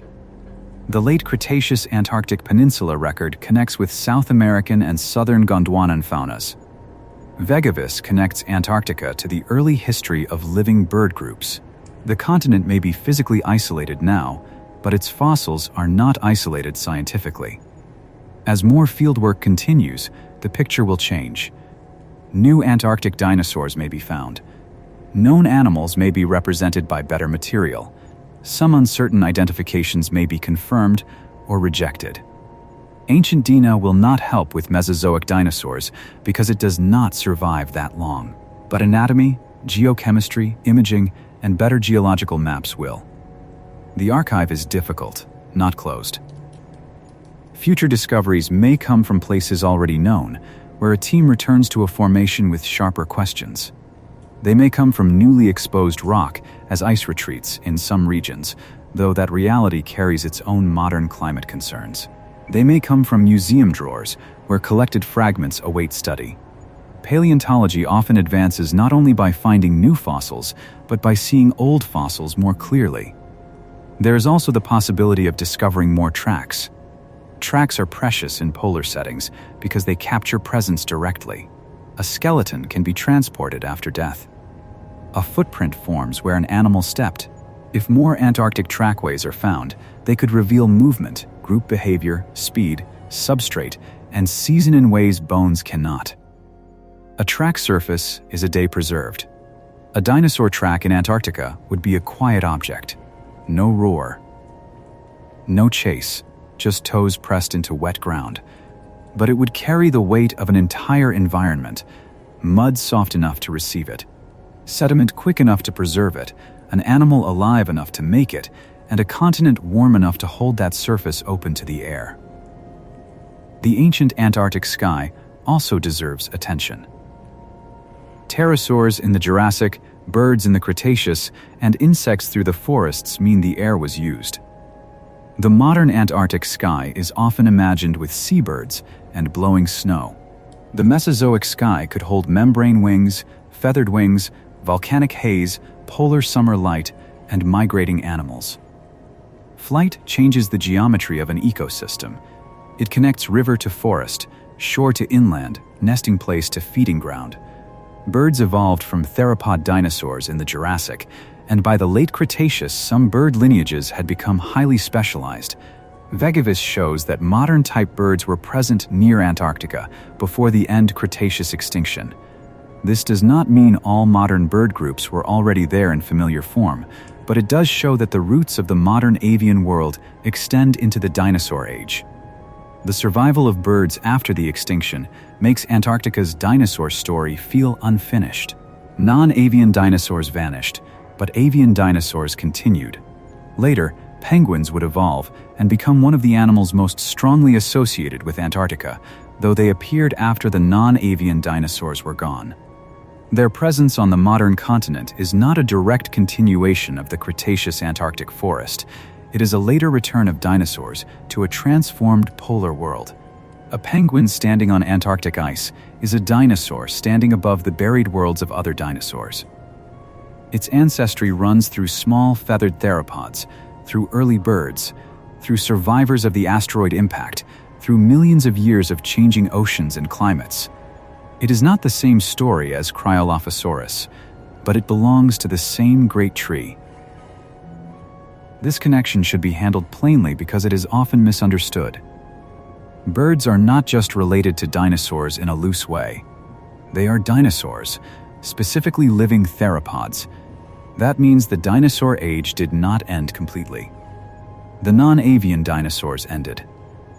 The avian dinosaurs continued, diversified, and eventually filled the skies, coasts, forests, wetlands, and cities of the modern world. In Antarctica, that truth has a special shape. The continent lost its forests. It lost its non-avian dinosaur communities. It gained ice.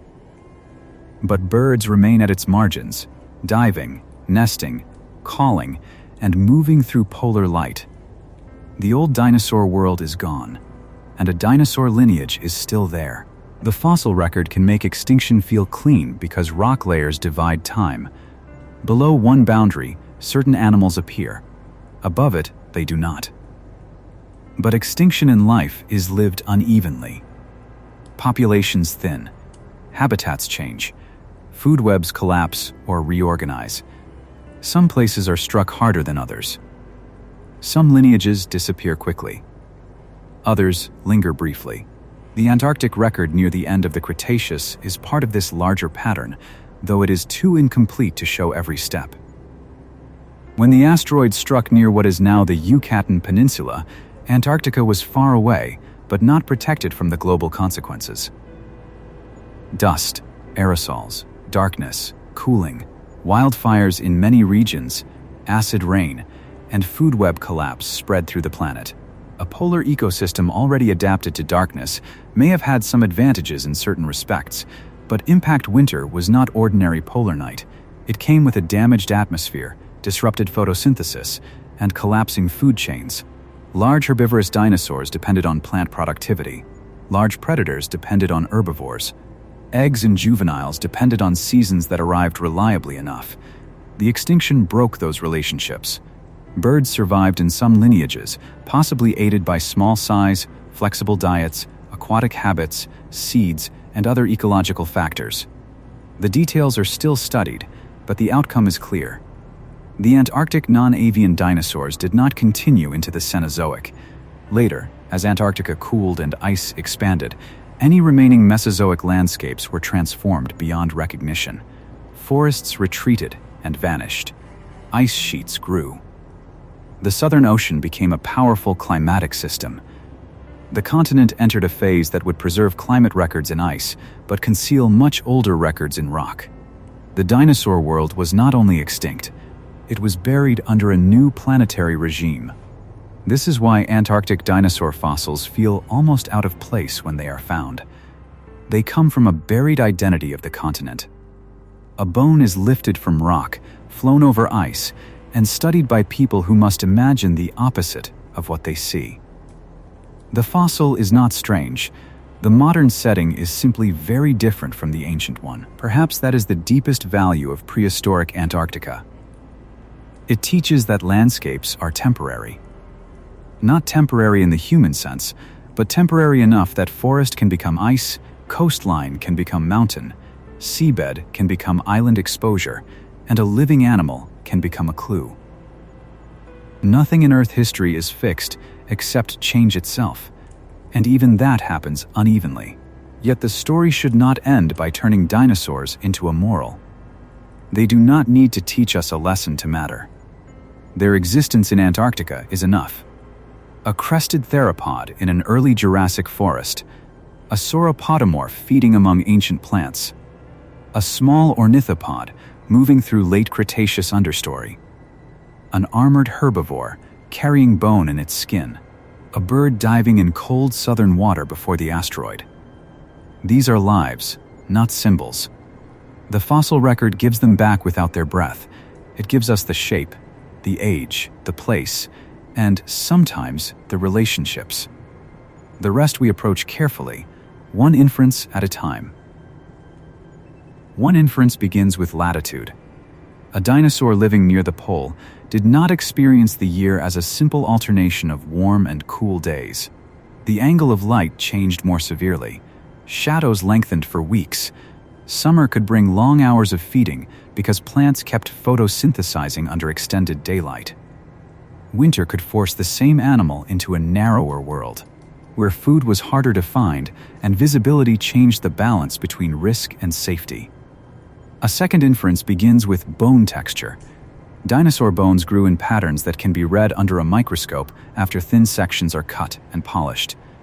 Lines of arrested growth, vascular canals, and tissue organization show whether an animal grew quickly, paused seasonally, or changed growth rate with age. In polar dinosaurs, these microscopic patterns are not merely technical details. They are one of the few ways to approach the hidden problem of winter. A line in bone does not automatically mean a cold winter. Growth can slow because of drought, poor food, reproductive stress, age, or other pressures. But when bone histology is compared with sediment, plant evidence, climate models, and latitude, it becomes part of a larger pattern. In Antarctica and connected polar regions, growth records can help show how animals handled seasonal worlds that were warmer than today but still demanding. Teeth carry another set of clues. A tooth can show diet through shape, wear, replacement, and chemistry. The teeth of a theropod are different from the teeth of an ornithopod, and both differ from the simple cropping teeth of many sauropodomorphs. In Antarctic dinosaurs, even isolated teeth may matter, because the rest of the skeleton is often missing. A single tooth from a sandstone layer can reveal that a predator passed through a place otherwise known mostly from plants and marine shells. Isolated teeth must be treated cautiously because many theropods had similar tooth shapes, especially when the teeth are incomplete. Serrations, curvature, cross-section, and enamel texture can narrow possibilities, but they do not always produce a species name. Still, they show presence. A shed tooth is an animal leaving behind a small piece of its feeding life. Unlike a carcass, it may fall during ordinary activity. Imagine a theropod at a carcass near a river.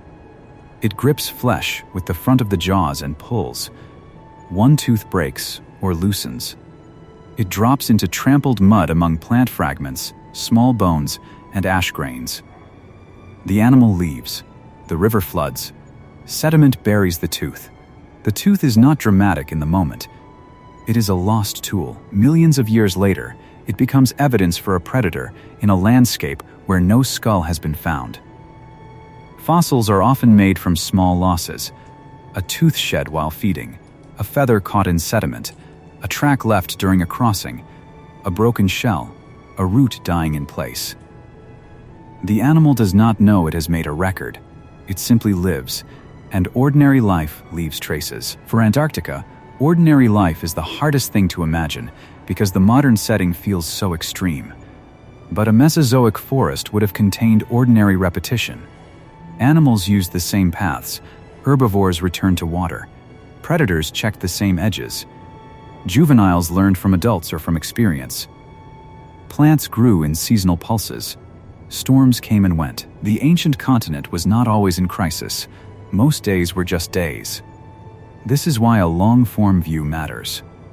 A short description can name Cryolophosaurus, Glacialosaurus, Antarctopelta, Trinisaura, and Vegavis. It can say Antarctica was warmer. It can say dinosaurs lived near polar darkness. But the full meaning lies in duration. These animals belonged to years, generations, and ecosystems. Their lives were made of repeated conditions, not one spectacular image. A Jurassic summer in the Transantarctic region may have brought meltwater and rain through channels cut in volcanic sediment. The ground could be unstable in places. Slopes shed debris. Floods moved wood and carcasses. Plants colonized open ground. Insects took advantage of warmth. A Glacialosaurus feeding near a stand of conifers would be part of this productivity, cropping plant matter and turning it into movement, growth, and eventually more bone. A predator, watching from the edge of that same open ground, would not attack simply because prey existed. Large predators cannot afford constant failure. They choose moments. A young, injured, or isolated herbivore changes the calculation. A carcass changes it more. Scavenging is not shameful in nature. It is efficient. A Cryolophosaurus could be both hunter and scavenger, as most large carnivores are when opportunity allows. The crest on Cryolophosaurus may have mattered most when the animal faced another of its own kind. Predators often compete with members of their species as much as with prey. A visible crest could help identify maturity, species, or status. It might be displayed in side views, head movements, or close encounters.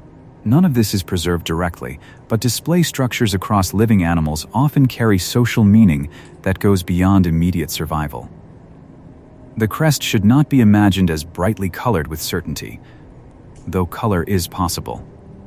Bone alone rarely preserves color unless exceptional chemical evidence remains. A keratin or skin covering may have altered its appearance in life. It may have been larger or differently textured than the bare fossil suggests. The safest reconstruction leaves room for a living surface without pretending to know every shade. Glacialosaurus presents another kind of uncertainty. As a sauropodomorph, it was part of the long story that leads toward giant sauropods, but it was not simply a smaller version of Diplodocus or Brachiosaurus. Early sauropodomorphs varied widely in posture, feeding height, limb proportions, and ecology. Some could move on 2 legs at least part of the time. Others were more committed to 4. The Antarctic material helps place one branch of this experimentation in the far south. A Glacialosaurus skull lowering into ferns is a different image from a later sauropod head reaching into a high canopy. It brings the dinosaur age closer to the ground. The animal's neck extends, but not impossibly. Its body is large, but still within a world where predators are dangerous. Its feeding is steady. Leaves vanish into a mouth built for cropping, then into a digestive system that has to do the slower work.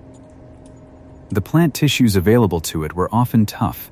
Conifer needles, cycad fronds, fern stems, and other gymnosperm foliage do not process like soft grass or many modern broadleaves. Herbivorous dinosaurs had to meet that challenge with teeth, jaws, guts, gastroliths in some cases, and long feeding times.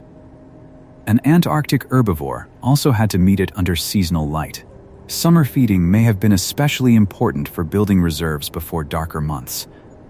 The exact diet of any extinct herbivore is usually reconstructed from tooth shape, jaw mechanics, wear, associated plants, and comparisons with related animals.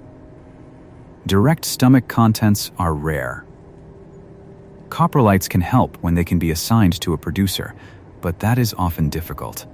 So the Antarctic plant eater's menu remains partly open. What is clear is that it belonged to a pre-grass world, and much of its food came from plant groups that no longer dominate most modern landscapes. The forest floor beneath these herbivores would not be bare. Fallen needles, fronds, spores, branches, bark, and decaying wood built a litter layer. Fungi and microbes worked through it. Insects fed and reproduced there. Small vertebrates moved through it. A dinosaur foot pressing down would compress not only mud, but the living and dead plant matter of a functioning ecosystem. A footprint is never only the animal. It is also the surface that received it. The mud has to be the right softness. The water has to be right. The next layer of sediment has to arrive soon enough. A track is a meeting between a foot and a landscape. The same is true of nests, though Antarctic dinosaur nests remain uncertain compared with better-known sites elsewhere. Nesting behavior across dinosaurs was diverse. Some built mound nests. Some used vegetation or sediment. Some brooded eggs. Some laid in colonies. Birds inherited and transformed these reproductive strategies. In polar regions, nesting would have required careful timing. Eggs and hatchlings are vulnerable to cold, flooding, predation, and food shortages. It would be irresponsible to describe a specific Antarctic dinosaur nest without evidence, but it is reasonable to ask what nesting would require in a seasonal polar forest. Eggs would likely need to be laid when conditions allowed incubation and juvenile growth. Parents may or may not have guarded them, depending on the lineage. Hatchlings would need enough time to grow before the harder season. Reproduction is where climate becomes most unforgiving. A juvenile dinosaur is not just a small adult. Its proportions, diet, behavior, and vulnerability may differ. Young ornithopods could move quickly, but were easy prey. Young sauropodomorphs lacked the size protection of adults. Young theropods may have hunted different prey from mature individuals. In a polar ecosystem, juveniles may have faced the strongest selection because a season too short or a winter too difficult could remove an entire year's young. The fossil record often favors adults because their bones are larger and more durable. Juveniles are easier to destroy, scatter, or overlook. This means the animals most important to population survival can be among the least visible in the record. A polar dinosaur community without juveniles in the fossil assemblage may still have depended completely on the success or failure of each breeding season. In connected polar Australia, juvenile remains and small-bodied dinosaurs have been central to discussions of high-latitude life. These sites remind us that a polar dinosaur world was not only made of adult bodies moving through scenic forests, it was also made of hatchlings, subadults, growth, mortality, and the quiet arithmetic of generations.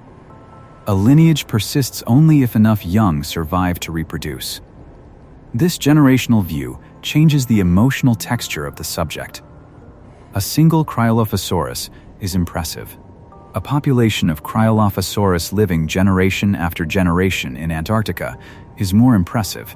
It means the environment did not merely allow one animal to wander through. It supported a breeding ecology over time, even if the fossil record shows only a few individuals. The same is true for plants. A forest near the pole is not one lucky season of growth. It is roots, seeds, spores, decay, soil formation, disturbance, recovery, and succession. If dinosaurs lived in or near such forests, they lived inside a botanical rhythm older than any one animal. The forest made the dinosaurs possible, and the dinosaurs in turn affected the forest by feeding, trampling, dispersing, and dying. Disturbance is important in these ancient systems. Volcanic eruptions, ash falls, floods, storms, and channel shifts could open gaps in forests. Gaps allow different plants to grow. Herbivores often use edges and recovering areas because new growth can be more nutritious than mature foliage. Predators also use edges because prey movement is more predictable there. A volcanic Antarctic landscape may have been dangerous, but it may also have created a patchwork of habitats. Patchwork landscapes support diversity. Dense forest favors some animals. Open floodplain favors others. River margins attract many. Upland slopes create different plant communities. Coastal flats add marine influence. Antarctica through the Mesozoic likely held many such mosaics, though we glimpse only pieces. A dinosaur community does not require one uniform environment. It often thrives where environments meet. In the Cretaceous Antarctic Peninsula, those meetings may have been especially rich. Forested land drained toward shallow seas. Rivers carried sediment and plant debris. Marine reptiles hunted offshore. Birds used coastal water. Dinosaurs fed inland and near channels. Storms rearranged the boundaries. A bone from land could end up in a rock full of marine life, and a marine shell could lie near a plant fragment from the forest. The soundscape near such a coast would differ from the inland Jurassic highlands. Water would be more constant. Waves or tidal currents might shape the shore. Birds could call or splash. Pterosaurs may have crossed overhead, though their Antarctic Cretaceous record is limited. Large herbivores might come to drink or feed near river mouths. Predators could patrol drift lines where carcasses or weakened animals appeared. The known Antarctic dinosaur record does not yet show large, diverse faunas like those of the Hell Creek Formation or the Morrison Formation. That absence should not be overinterpreted. It may reflect limited exposure and collection rather than true low diversity. But it does mean reconstructions should stay modest. We can show the animals known, the environments indicated, and the plausible ecological roles without filling every gap with named species. Modesty can be cinematic if the camera stays close. A tooth in stone, a fern stem in shadow, a river cutting through ash-rich sediment, a bird skull from Vega Island, a plate of armor from James Ross Island, a three-toed track from connected polar Australia, a root web in ancient soil near the pole. These objects do not need a crowded cast. They carry atmosphere because they are specific. Specific things hold deep time better than broad words. A continent is too large. A world is too large. A single toe mark in mud can be entered. A single bone can be followed from animal to sediment to mountain to hand. There is another biological question that Antarctica raises. How did dinosaurs distribute themselves across the southern continents before oceans fully separated them? The answer is hidden in similarities and differences. If related animals appear in Antarctica, South America, Australia, and Africa at certain times, those patterns can suggest routes of dispersal. If lineages differ strongly after separation, those differences can show isolation and local evolution. Biogeography is not simply drawing arrows on a map. It requires dates, evolutionary trees, geological reconstructions, and caution about missing data. A lineage may appear absent from a region because it truly was absent, or because its fossils have not been found. Antarctica's sparse record makes this harder. But its central position in Gondwana means every fossil found there has the potential to clarify movement between other continents. Cryolophosaurus and Glacialosaurus have been used in this way. Their relationships to animals from other regions help test whether early Jurassic dinosaur faunas were globally similar or regionally distinct.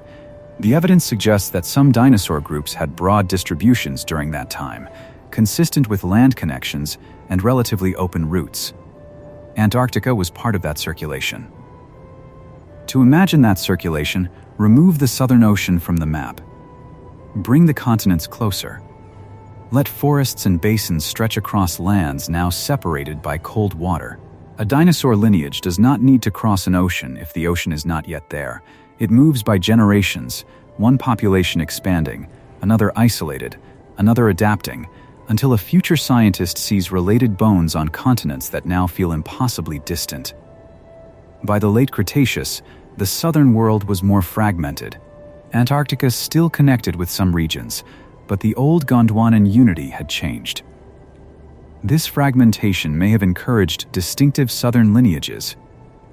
The armored dinosaurs related to Antarctopelta, the small ornithopods of Antarctica and South America, and other Gondwanan animals show patterns that are still being worked out. Each new fossil can redraw a branch. It is important not to make Antarctica too isolated too early. The continent's separation was gradual, and the timing of biological isolation varied among groups. Some animals could disperse across land bridges or island chains longer than others. Plants, insects, freshwater animals, terrestrial dinosaurs, and birds all respond differently to changing geography. There is no single date when Antarctica suddenly became biologically alone. The modern isolation of Antarctica can make it seem like a natural fortress. During the Mesozoic, it was often more like a southern crossroads. That role may have changed through time, but it never fits the idea of a continent outside life. Dinosaurs at the edge of the world were also dinosaurs near the center of Gondwanan exchange. This is one of the reasons the Antarctic fossil record can feel larger than its specimen count. It is not the number of bones alone, it is where they sit on the map of ancient land. A small collection from a central corridor can matter more than a large collection from an already well-known region. The rocks themselves are difficult teachers. Many Antarctic exposures are remote, weathered, fractured, and interrupted by ice. Some fossils may be damaged by freeze-thaw processes or exposure. Others are locked in hard matrix. Even recognizing bone can be difficult in the field when light, cold, fatigue, and logistics press against every decision. Paleontology here is not only intellectual, it is physical. A person looking for fossils in Antarctica works under a deadline set by the continent. The aircraft will come when weather allows. The season will close. The cold will intensify. Supplies matter. Communication matters. Safety matters. The fossil may have waited 190 million years, but the field team may have only days to act.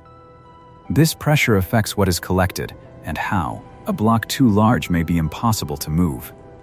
A fragile specimen may need stabilization before transport.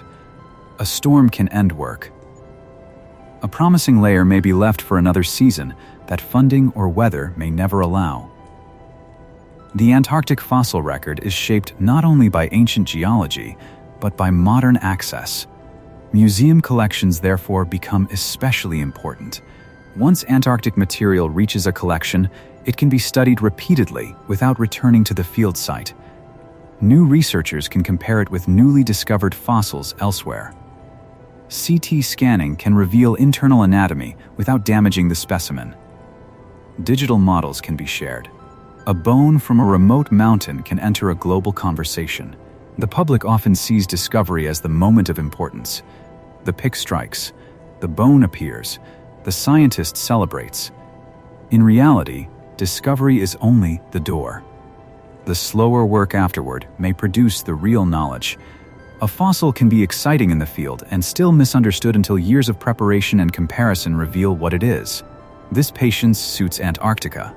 The continent itself works slowly. Ice moves slowly. Mountains rise slowly. Continents separate slowly. Fossils wait slowly. Understanding them should not be rushed. The animals did not live slowly in the same way. Their hearts beat, their muscles tired, their wounds healed or did not. A Cryolophosaurus may have broken a tooth and continued feeding. A Tyrannosaura may have escaped one predator and fallen to another weeks later. A Vegavis may have dived hundreds of times in a day. A Glacialosaurus may have spent much of its life feeding, digesting, and moving between plant patches. What happened to a dinosaur body after death in a polar forest? It depended on season, temperature, scavengers, water, and sediment. In warm months, decay could be rapid. Insects and microbes would begin quickly. Scavengers might open the body. Bones could scatter. In colder or darker periods, decay might slow, but not stop. A flood could bury remains before the skeleton came apart. A dry interval could leave bones exposed. If the body lay near a river, transport became likely. Bones are not all moved the same way. Small bones travel more easily. Dense limb bones may lag behind. Skulls can be fragile or buoyant depending on condition. Teeth can separate. Armor plates can scatter. This is why a fossil assemblage is often a rearranged version of death, not a simple photograph of a carcass. Paleontologists study these processes under the field of taphonomy. Taphonomy asks what happened between life and fossil. It considers scavenging, weathering, transport, burial, mineralization, erosion, and discovery. In Antarctica, taphonomy can be especially complicated because ancient transport may combine with modern exposure under harsh conditions. A fossil's condition is part of its evidence. A beautifully articulated skeleton suggests one kind of history. A pile of broken elements suggests another. An isolated tooth suggests ordinary shedding or transport. A worn bone may have moved before burial. A delicate skull preserved in 3 dimensions may indicate rapid protection. Every fossil carries 2 stories, the life of the animal and the journey of its remains. Antarctic dinosaurs are often discussed for their life environments, but their preservation environments are equally important. The reason we know Cryolophosaurus is not simply that it lived, it is that its remains entered a depositional system capable of preserving them. The reason Vegavis matters is not only that it was a bird, it is that its skull survived enough to be compared anatomically with living bird groups. There is a discipline in letting fossil preservation remain visible. A dinosaur documentary can make the past too seamless, as if every species and behavior were known. Antarctica resists that. Its fossils often arrive broken, partial, transported, debated, and rare. The seams should show. They remind us that the ancient world is reconstructed, not replayed. The reconstructed world is still worth entering. A careful reconstruction is not fake. It is an evidence-based act of imagination. The key is to know which parts are bone, which parts are sediment, which parts are comparison, and which parts are plausible inference. Prehistoric Antarctica requires all of them. In one scene, the camera could move low along a Jurassic forest floor. Ferns brush the view. A 3-toed foot enters mud and leaves. The animal passes too quickly for a full view. In another, the camera could rise to show a Glacialosaurus feeding among conifers. In another, the forest thins, and a Cryolophosaurus stands at the edge of a debris channel, its crest visible against a pale polar sky. None of those scenes needs a roar. The forest itself is enough. The weight of bodies is enough. The knowledge of where they are is enough. In a Cretaceous scene, the camera could follow a small ornithopod through dark understory. The animal pauses beside a root mass. The light is low, perhaps a winter edge or a cloudy season. Farther away, an armored dinosaur moves with slow confidence.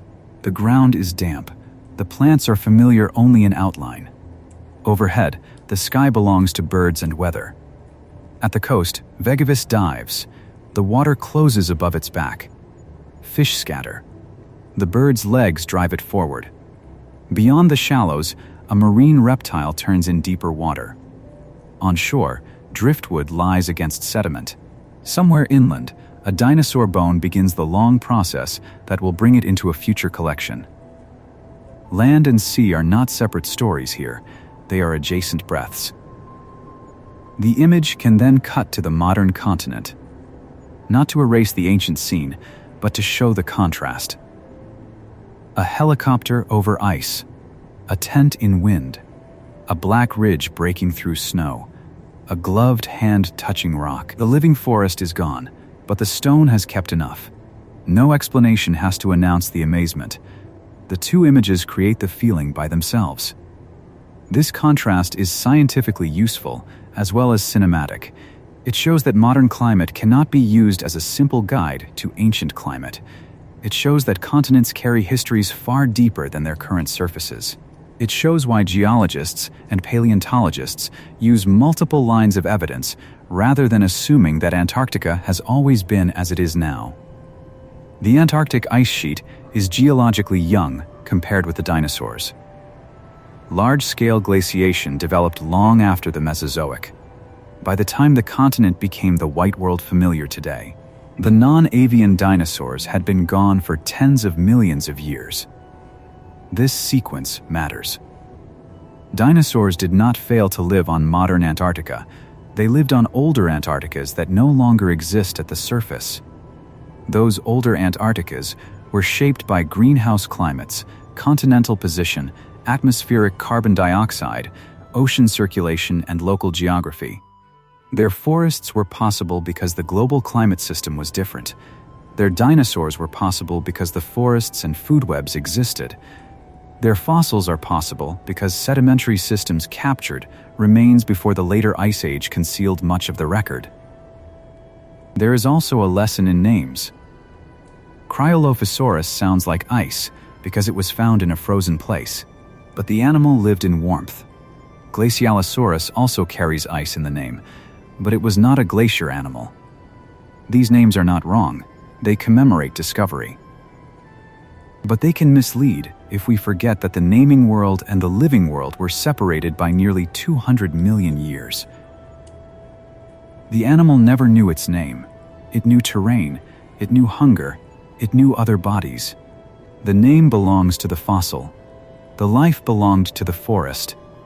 Antarctopelta's name, Antarctic shield, comes closer to joining place and body. It was an armored animal from Antarctica.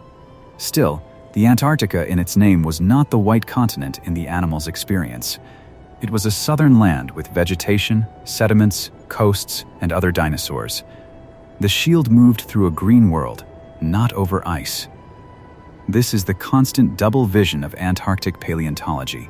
The fossil is found in one world and belongs to another. The name is modern, but the animal is ancient. The rock is cold now, but it formed in warmth. The continent is isolated now, but it was connected. Every specimen asks the mind to hold both images at once. In the end, the most accurate image of prehistoric Antarctica may be neither jungle nor ice, but transition. A continent moving, a climate changing, land bridges opening and closing, forests adapting to polar light, dinosaurs arriving, diversifying, and disappearing, birds surviving, ice coming later. The place is not defined by one state. It is defined by its ability to become profoundly different over time. A person may come to the topic for the novelty of dinosaurs on Antarctica. The deeper reward is understanding that novelty as normal within Earth history. Of course, dinosaurs lived there when the continent was habitable. Of course, forests grew there when climate allowed. Of course, the modern surface is only one phase. The surprising thing becomes not that Antarctica changed, but how completely our intuition depends on the present. That intuition is useful for daily life and poor for deep time. We look at ice and imagine permanence.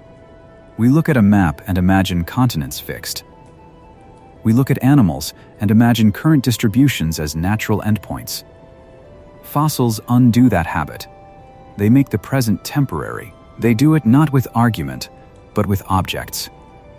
A bone is an argument made of mineral. A root is an argument made of carbonized structure. A track is an argument made of absence, filled by sediment. Together, they say that the continent was different, and that life took advantage of the difference.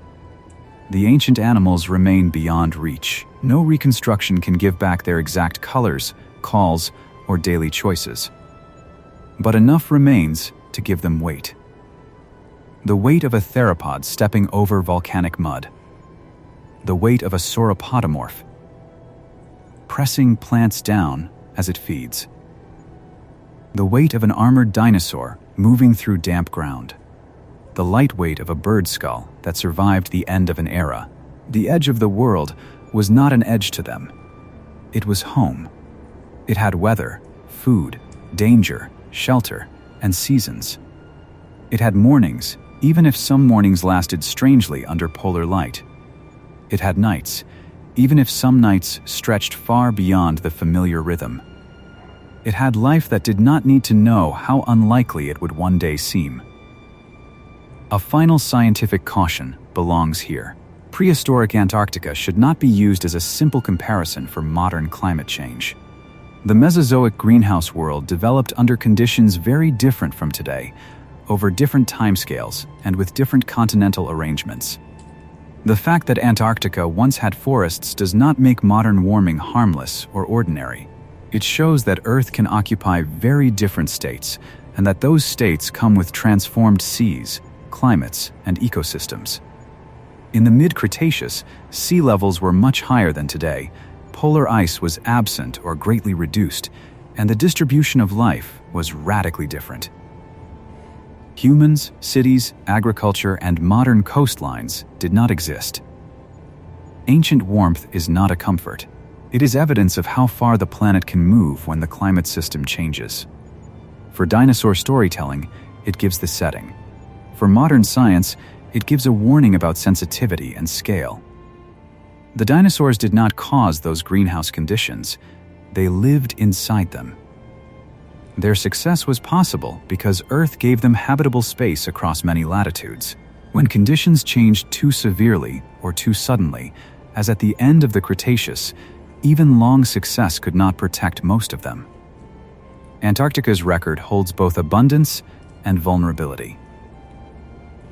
A world can support forests near the pole and still be fragile in the face of sudden catastrophe.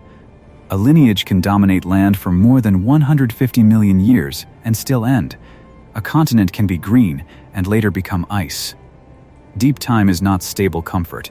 It is transformation, survival, loss, and replacement. This is why the ending should return to matter, not message. The bone, the rock, the snow. The fossil does not preach, it persists. It lets the ancient world touch the modern one without explaining itself fully.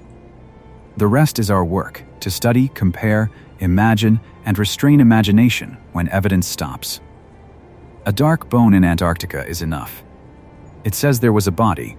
A body says there was food. Food says there was a landscape. A landscape says there was climate. Climate says the continent once belonged to another arrangement of Earth. From one bone, the white silence opens into forest. Another way to enter prehistoric Antarctica is through the quarry map rather than the animal. A quarry map is quiet, but it preserves decisions. Here is where the skull lay. Here is where the vertebrae turned. Here is where the sediment changed color. Here is where bone ended and ordinary rock began. Before a dinosaur can become a mount or a story, it has to become a set of recorded positions. Position matters because fossils can lie. Not intentionally, but through movement. A skeleton that looks associated may have been gathered by water. Bones from different animals can be mixed. A tooth can fall into a layer long after the animal that shed it has moved on. Without careful mapping, the story becomes cleaner than the evidence allows. Antarctic specimens are too rare for that kind of carelessness. The map is a kind of respect. It admits that the bone was found somewhere specific, not in an abstract past. A ridge, a layer, a slope, a day of weather, a person kneeling with cold hands and a notebook. In the laboratory, the same respect becomes preparation. The rock around the fossil is removed under magnification. Consolidants strengthen fragile surfaces. Breaks are joined only when the fit is clear. A preparator may spend hours exposing a few centimeters of bone. This slow work is not separate from discovery. It is discovery at a smaller scale. Some fossils are never fully freed from their rock because the matrix supports them. Others are scanned so internal structures can be studied digitally.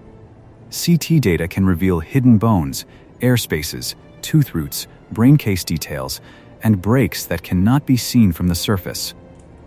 For Antarctic fossils, where return trips are difficult and specimens are precious, non-destructive methods are especially valuable. A skull scanned after almost 200 million years becomes a landscape of cavities and walls, sinuses, brain case, tooth sockets, broken surfaces, and mineral-filled spaces appear slice by slice. The animal is not restored to life, but the stone becomes transparent in a way the field could never allow. The air spaces inside dinosaur bones are often important. Theropods and sauropodomorphs can show pneumatic features related to respiratory systems. These features connect dinosaurs to the broader archosaur lineage, and, in some cases, to the highly efficient breathing systems seen in birds. When such structures appear in fossils, they provide clues about biology that external shape alone cannot provide. Breath is rarely the first thing people imagine when they see a skeleton. They think of teeth, claws, armor, size. But breath is one of the great hidden stories of dinosaur success. A body has to move oxygen efficiently. It has to fuel muscle. It has to regulate heat. In polar environments, physiology may have mattered as much as strength. An Antarctic theropod in winter darkness was still a breathing animal. Each breath entered a body shaped by ancestry and environment. If it had air sacs like its relatives, its skeleton may have carried parts of its respiratory system in hollows and openings. The fossil bone becomes evidence not only for support, but for air. We should not assign every bird-like feature to every dinosaur without evidence. Dinosaur respiratory anatomy varied across groups, and soft tissues are rarely preserved. But the broader pattern is clear enough to matter. Many dinosaurs were more physiologically dynamic than older cold, sluggish images suggested. That matters when considering high-latitude life. The old swamp-bound dinosaur does not fit Antarctica. The animals found there belong to active lineages, moving through forests, coasts, and seasons. Their world required response. Body size also changes the polar equation. Large animals lose heat more slowly than small animals because of their surface area to volume ratio. A big herbivore can store more energy, travel farther, and buffer short-term environmental stress. But large size also requires more food. In a seasonal forest, that trade-off can become severe. A large animal may survive darkness better, but only if enough plant material remains available. Small animals face the reverse problem. They need less absolute food, can shelter in smaller spaces, and may exploit patchy resources. But they lose heat faster and are more vulnerable to predators. A small ornithopod in Antarctic winter would have lived by alertness, flexible feeding, and perhaps social behavior or shelter use. Its survival would not be simple just because its body was small. Feathers or filamentous coverings could shift this balance for some dinosaurs. In theropods, feathers are well supported in many lineages, though not every theropod fossil preserves them. Insulation helps an active animal maintain body temperature, especially when nights are cold or seasons are dark. In a polar setting, even a modest covering could matter. Cryolophosaurus itself has not preserved feathers, so any reconstruction with a feathered covering is an inference from broader theropod relationships, not direct proof from the Antarctic specimen. That distinction should remain visible. A feathered Cryolophosaurus may be plausible. A definitively feathered Cryolophosaurus is more than the fossil currently shows. Plausible is still powerful when it is named honestly. A crest above the skull, a muscular tail, long legs, jaws with teeth, perhaps some kind of body covering, moving between trees under polar light. The image can remain open at the edges. For ornithischian dinosaurs, such as small ornithopods and ankylosaurs, insulation is more uncertain and varies by evidence from related groups. Some ornithischians elsewhere show filament-like structures, but broad claims are risky. An Antarctic ornithopod's ability to endure seasonal conditions may have depended more on metabolism, behavior, food availability, shelter, and growth patterns than on any single feature.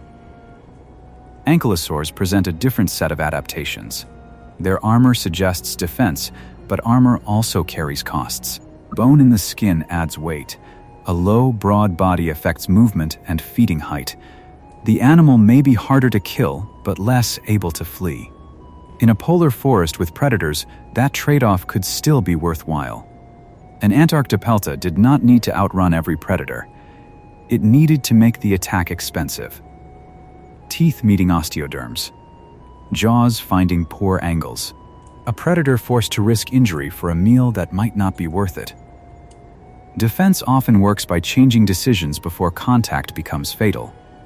Trinosaura, by contrast, suggests another strategy: lightness.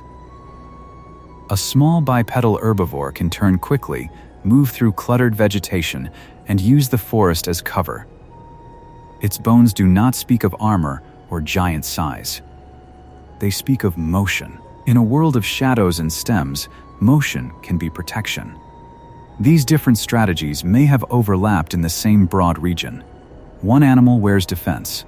Another carries speed. A bird takes to water. A predator uses teeth, senses, and timing. A hadrosaur processes plants with complex dental batteries. The Antarctic dinosaur world was not a single adaptation to cold. It was a set of animals solving different problems in the same changing landscapes.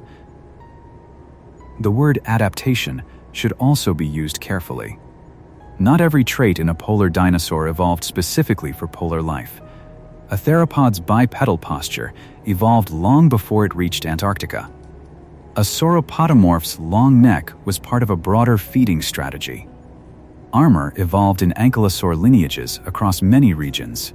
In Antarctica, existing traits may have been useful under polar conditions without originating there. Evolution often works by using old tools in new settings. A body plan that evolves in one environment can later allow success in another. Dinosaurs did not need to invent themselves from nothing at the pole.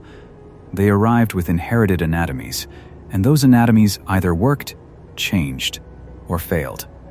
This makes the Antarctic story less like a tale of special creatures and more like a tale of ordinary evolution meeting an unusual place. That is better. It feels more real. Sediment can also show seasonality. Varves, growth patterns in wood, flood deposits, root horizons, and chemical signatures can indicate repeated environmental cycles. In polar regions, such cycles may be pronounced. A flood layer may represent spring melt or storm activity. A root bed may represent stability. A coal seam may represent wet, productive vegetation. Each layer adds a physical rhythm to the biological one. Wood fossils from high-latitude regions can preserve growth rings shaped by strong seasonality. Wide and narrow bands reflect changing growth conditions. In the Mesozoic polar south, trees could grow under long summer light and slow under darkness. The plants themselves were recording the sky. A tree ring from an ancient polar forest is a circle of time. Summer stored in wide growth.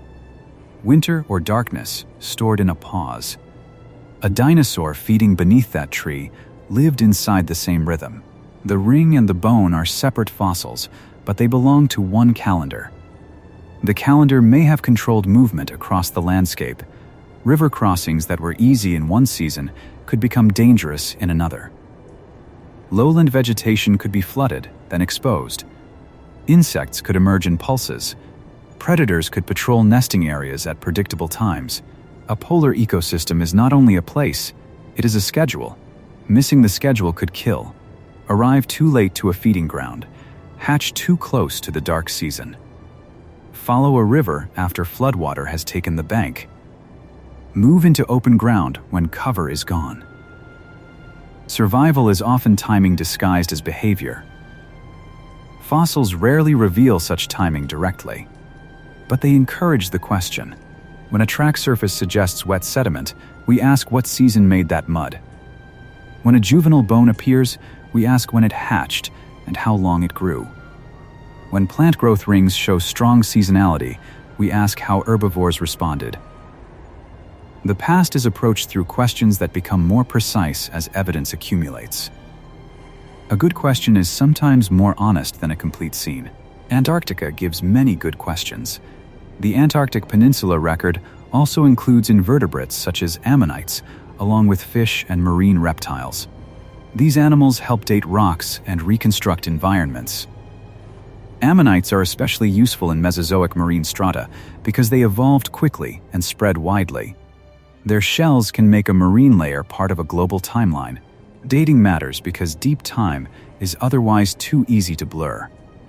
A fossil from 190 million years ago and a fossil from 69 million years ago do not belong to the same world. They are separated by more than 120 million years. That interval is longer than the entire time between Tyrannosaurus and today. Antarctica's dinosaur history spans an immense stretch, and the animals within it must be kept in order. The early Jurassic world of Cryolophosaurus is closer to the beginning of dinosaur dominance. The late Cretaceous world of Vegavis is close to the end of non-avian dinosaurs. Putting them on one continent does not make them neighbors. It makes Antarctica a thread running through the Mesozoic, touched at different moments by very different ecosystems. This is why the continent feels almost like a witness. Not a conscious witness, but a geological one. It was present through the rise, spread, diversification, and extinction of dinosaur lineages. It changed throughout that time, but it kept pieces. When those pieces are found, they turn Antarctica from a backdrop into evidence. Evidence can be quiet and still carry force. A fossil does not need to be complete to matter. It needs to be placed correctly, described carefully, and compared honestly. Antarctica has given enough for that. Somewhere beneath ice, there may be more. Not waiting in a human sense. Simply existing, locked in darkness, under pressure, in rock that may never be exposed. The missing fossils are part of the story too. The exposed fossils teach another point. Polar life in the Mesozoic was not marginal. It was not life barely clinging to a frozen border. In many intervals, polar regions were productive and forested. The challenge was not permanent ice, but seasonality under greenhouse conditions. Dinosaurs were capable of occupying those spaces because their biology and ecosystems allowed it. This does not make them invincible. Success in one set of conditions can become vulnerability when conditions change. The same specialization that works in a stable seasonal forest may fail under sudden darkness after an asteroid impact. The same large body that deters predators may become a burden when food webs collapse. Evolution solves present problems, not future ones. Antarctica's dinosaur record therefore contains both reach and limit. Dinosaurs reached the far south. They occupied polar forests. Birds crossed the end Cretaceous boundary. But the non-avian dinosaurs still vanished. The edge of the world was alive, and it was not exempt from extinction. That is the shape of the story. Not triumph, not tragedy alone, but presence. Dinosaurs were there. They lived under strange light. They left bones in a continent that later froze over them. There is one more image to hold before the return to the bone. It is not a skeleton, but a shoreline. Late Cretaceous Antarctica had places where land plants, river sediment, marine shells, and vertebrate bones could all enter the same archive. A piece of driftwood might lie near a shell. A fish bone might rest near a fragment from a dinosaur limb. The coast gathered stories from different habitats and pressed them into one layer. Such mixed deposits require careful interpretation, but they also show how connected the ecosystem was. Land fed the sea with plant matter and nutrients. The sea sent storms inland and shaped the margins where animals came to drink, feed, nest, or scavenge. A fossil bed near the coast can therefore preserve more than a list of species. It can preserve exchange. Exchange is a quiet word for a living shoreline. Water carrying leaves, birds crossing from air into sea, tracks filling with silt, bones moving from forest to channel to tide. Nothing stays entirely where it begins. The Antarctic dinosaur story also reminds us that absence has to be read cautiously. If a certain dinosaur group has not yet been found on the continent, that does not prove it was absent. The ice may cover its rocks. The right deposits may have eroded away. The fossil may still be in a museum drawer, unnamed. Paleontology works with what is found, while always remembering that what is found is not the same as everything that lived. This is especially true for small animals. Small theropods, early birds, mammals, lizards, amphibians, and young dinosaurs are easily lost from the record. Their bones break, dissolve, scatter, or pass unnoticed. A prehistoric Antarctic forest almost certainly held more small life than the fossils currently show. The large bones open the door, but the small lives would have filled the rooms. A complete ecosystem is never made only of its famous animals.